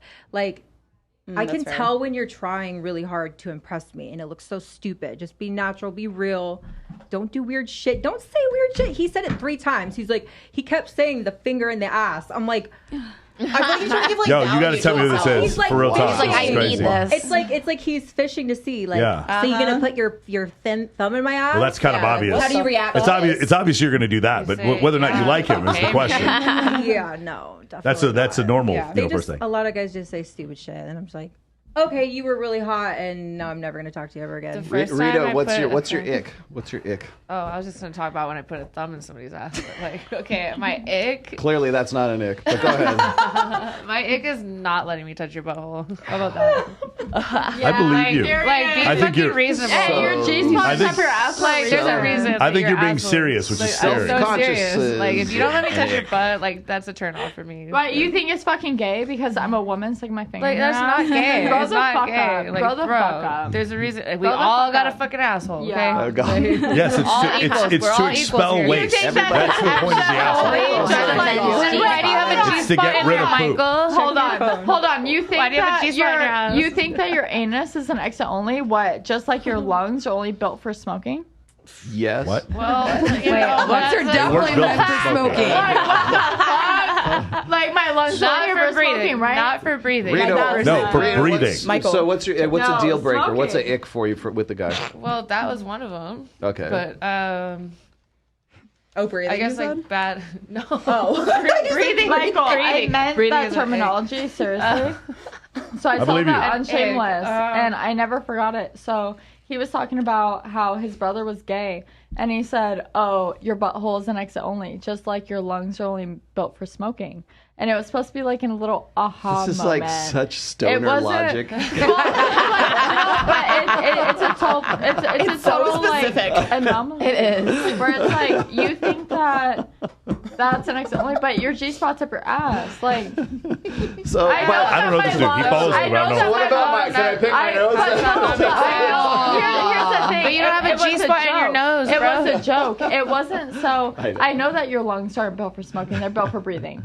That's where the joke comes in. When you have to explain a joke, it becomes 10 times funnier. That's a dick. What's your Except ick? Ooh, What's explaining your jokes ick? is so ick. My ick is like guys that like want to constantly like see your phone and they're like, let me see your phone. It's like, what the fuck are you looking They're for? so insecure. Yeah, like insecure like that. Yeah. It just really, because one time like I always have a boundary. I'm like, no, like get out of here. And then one time I let them see the phone and nothing was on it, and they were like, oh, okay, well, you know, I think we both learned a lot from this, and I think we should just both apologize. And I said, apologize for what? Get the fuck But would you rather have him ask, or would you rather have him look without your permission? What's that? That's their past trauma coming into play. So it actually my problem. Get the fuck off my phone. I have a question for you, though. They think, like, even if I didn't find anything on your phone, so you must be deleting it. That has everything to do with them and nothing to do with you. But wait, I have a question though. Would you rather have him ask you to look at it or find out that he hacked it or is looking into it? Would you rather snooping? Would you rather have him snoop or would you rather be honest and be like, here you go, I got nothing to hide? It's just annoying that he's even asking. But if you had to choose, though, don't you have none of the anything better above. to do with your day than like? Why do you want to look at my? Why are you so insecure? Like, what happened? It's an evolutionary adaptation because women have cheated throughout history, and this is genetics. Cheat in his history, so that's not my problem. So have men. Yes, and when men Same energy, bro. And when men cheat, you still have your baby, and we don't know whose baby it is. That's I think that's why paternal test should be a federal law. That's an easy pop. Paternal test. Saying that though, get a fucking DNA test. Paternal test should be a federal law. Get a fucking DNA test. Okay, humans have been around. Humans have been around for 3 million years. Homo sapiens for 300,000, 200,000 years, and in that whole time, we've only had fucking paternity tests since 1980.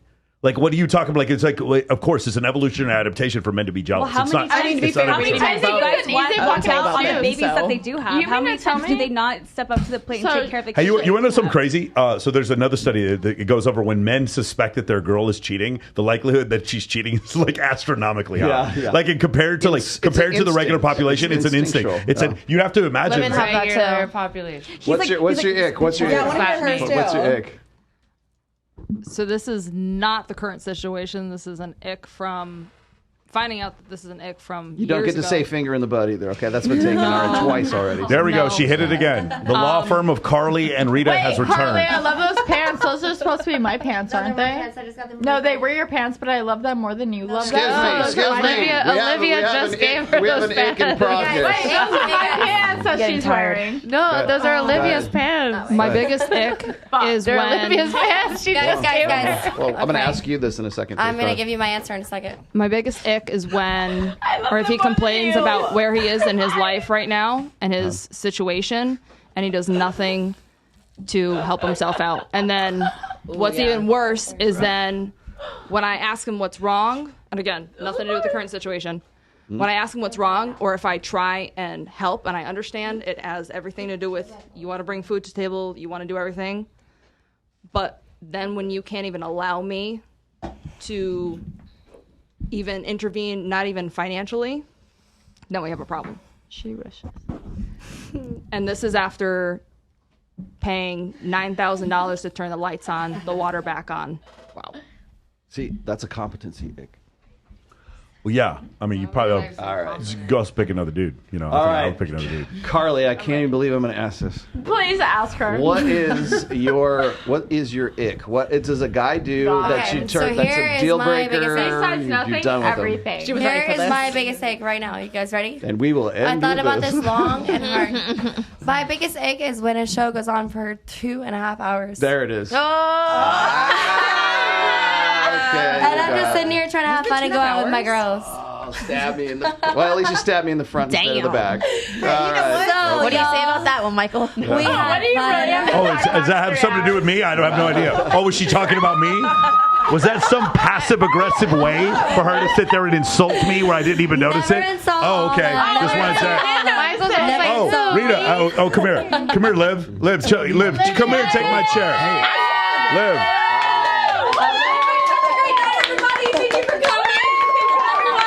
Love you here. Have a great night. Everybody make it home safe. Thank you for listening. We love you.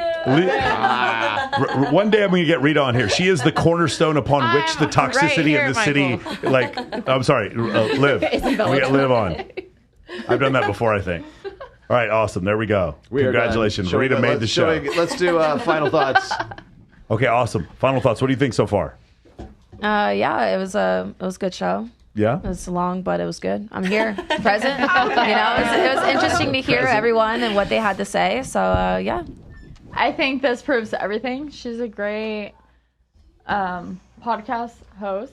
So she you're so cute. is a podcast host on Green Room Radio. For those of you that don't know, tune in. She speaks when it's relevant to her, but she lets other people speak her mind. outside of that, I think this is a great show to broadcast how women are and what we do think. Even if men don't agree with it, that's fine, because we can sit here and disagree all day long with Rollo and Obviously, Michael all fucking and night. everything else, disagree. right? It's not agree or disagree. This is where the conversation piece. It's not agree or disagree. It's called a warning. This is where the conversation piece is like born and raised.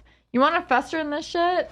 Think about how men work differently than women. That's all there is to it. You can sit here and think we're a piece of shit. Bye. Well, men actually because work. women, for the most part, think you're a fucking piece of shit. All right. So, I rest my case. Sorry, you guys are working. Oh, it's my turn? Okay. Well, I feel like I just took a bath in battery acid. Does it feel good? No, it's been a little toxic, and I need my holy Bible after today. Can you read it to me? You and Michael both. Actually, they do have Audible now. Read it to me. Seductive voice. They've had the Bible on Audible for 50 years. They have it on Audible. About Jesus. But only sexy Jesus. Okay, go ahead. Keep going. Carly. I think I had a lot of fun today. Thank you to Michael. Thank you to Rojo. Thank you, Michael. It was really fun. Thank you for challenging us, and thank you for letting us be speaking our intimate minds. All right. Well, I'm going to bring a lot of toxic men to my birthday next week, and you guys can have your pick. You guys can have your pick of toxic men. Michael, what do you think we're coming? I know you're not coming for me. All right, let's go. Definitely not. We're going to be coming. But we're going to be coming. I actually love like the contrast between women, because even though we have so many similarities, there are so many differences in like our actual morals and our backgrounds and how we developed, and it's so fun to actually like articulate that. You know what I mean? And have a platform to do that. So I had a really great time, and I hope I can be back. So. For sure. Oh, yeah, for sure. Thank Definitely. you. You can come back on the Carly and Rita show that's coming up here pretty soon. For sure. This was very fun, very interesting, very diverse group. Yeah. Very diverse. So yeah, just I would say like men don't get too afraid. There we go. There are Men don't some matter. good women, though. There are some good women out there. It's just like For sure. Right, this has You're to good. be a minor. there's lots of Depends different on types your of people. definition. You want to start a Different types of podcast? people. With Rita. There we Me, you, go. and me, Re- you, and Rita. Rita, what do you got to say? I think it's cool bringing a bunch of different minds together. Like, we're all still girls. So, like, it's like I still feel like we have each other's bags, but we all do different things. And it's like, hey, you respect me, I respect you. That's it. That's all love. Yeah. All love. All love. Yeah, I had a blast today. Thank you so much for having me. And I really like to talk to all these different, beautiful, amazing, diverse women and hear the good, the bad, the dirty. It was really fun. And it was really entertaining. I'm like, my jaw was on the floor half of the show. The Mexico story, though, was my favorite. Oh my God, wasn't it? It was like me and Carly got to create our own song. We did. We were DJs the whole trip. What do you think? But it was a I thought it was really nice to be able to obviously meet all these beautiful women and know that no matter what your background is, obviously everyone's minds do to an extent think a little bit differently, and I think it's really important for men out there to know that there are good women and there are good men. Goddamn right. There you go. And what I've learned from this is you guys need to fucking give up and move to Colombia. It's over. There's no chance. Passport bro. I've completely changed my mind. 100% passport bro. Let's go. All right, what do you Shout out to the passport bro. So let's tell these bitches to go to hell. Shout out to Big Mo. All right, so when's the next show? Okay, next show is going to be next week, right? We're going to do the 6th. The 6th. It'll be a Friday because what are we doing Thursday? We're doing Thursday is going to be my birthday party, so you're going to see me kind of fucked up and. Yes. Yeah, my brother. If you guys want to make sure you have lots of room on your camera for lots of pictures. If you guys haven't figured out, my birthday party has nothing to do with me. He's only turning 87 women. The birthday party is for the 143 girls that show up. Let me just say for the state, for the record now, I am in the WhatsApp chat for his birthday. I am the only guy in that chat. Oh, we know. It's for the streets. So Michael, I have a question. It's your 25th. Don't hold on, stop. Before you say anything, remember, I'm not in the chat. Any of you are in the chat. It's nothing to do with the chat. I just had a question. So it's the 25th anniversary of your 21st birthday, right? That's exactly right. Yeah. Hey. I was 21, More stoner 25 logic years ago. at the end of the show. Yes, beautiful. Well, That's it. Thank you guys for watching. Thank you guys for coming. There you go. We'll see you guys on the 6th. We'll see you guys on the 6th. Everybody, do better. Just do better. That's all I can say. Just do fucking better. All right? See you guys soon. Play us out, Peanut, okay?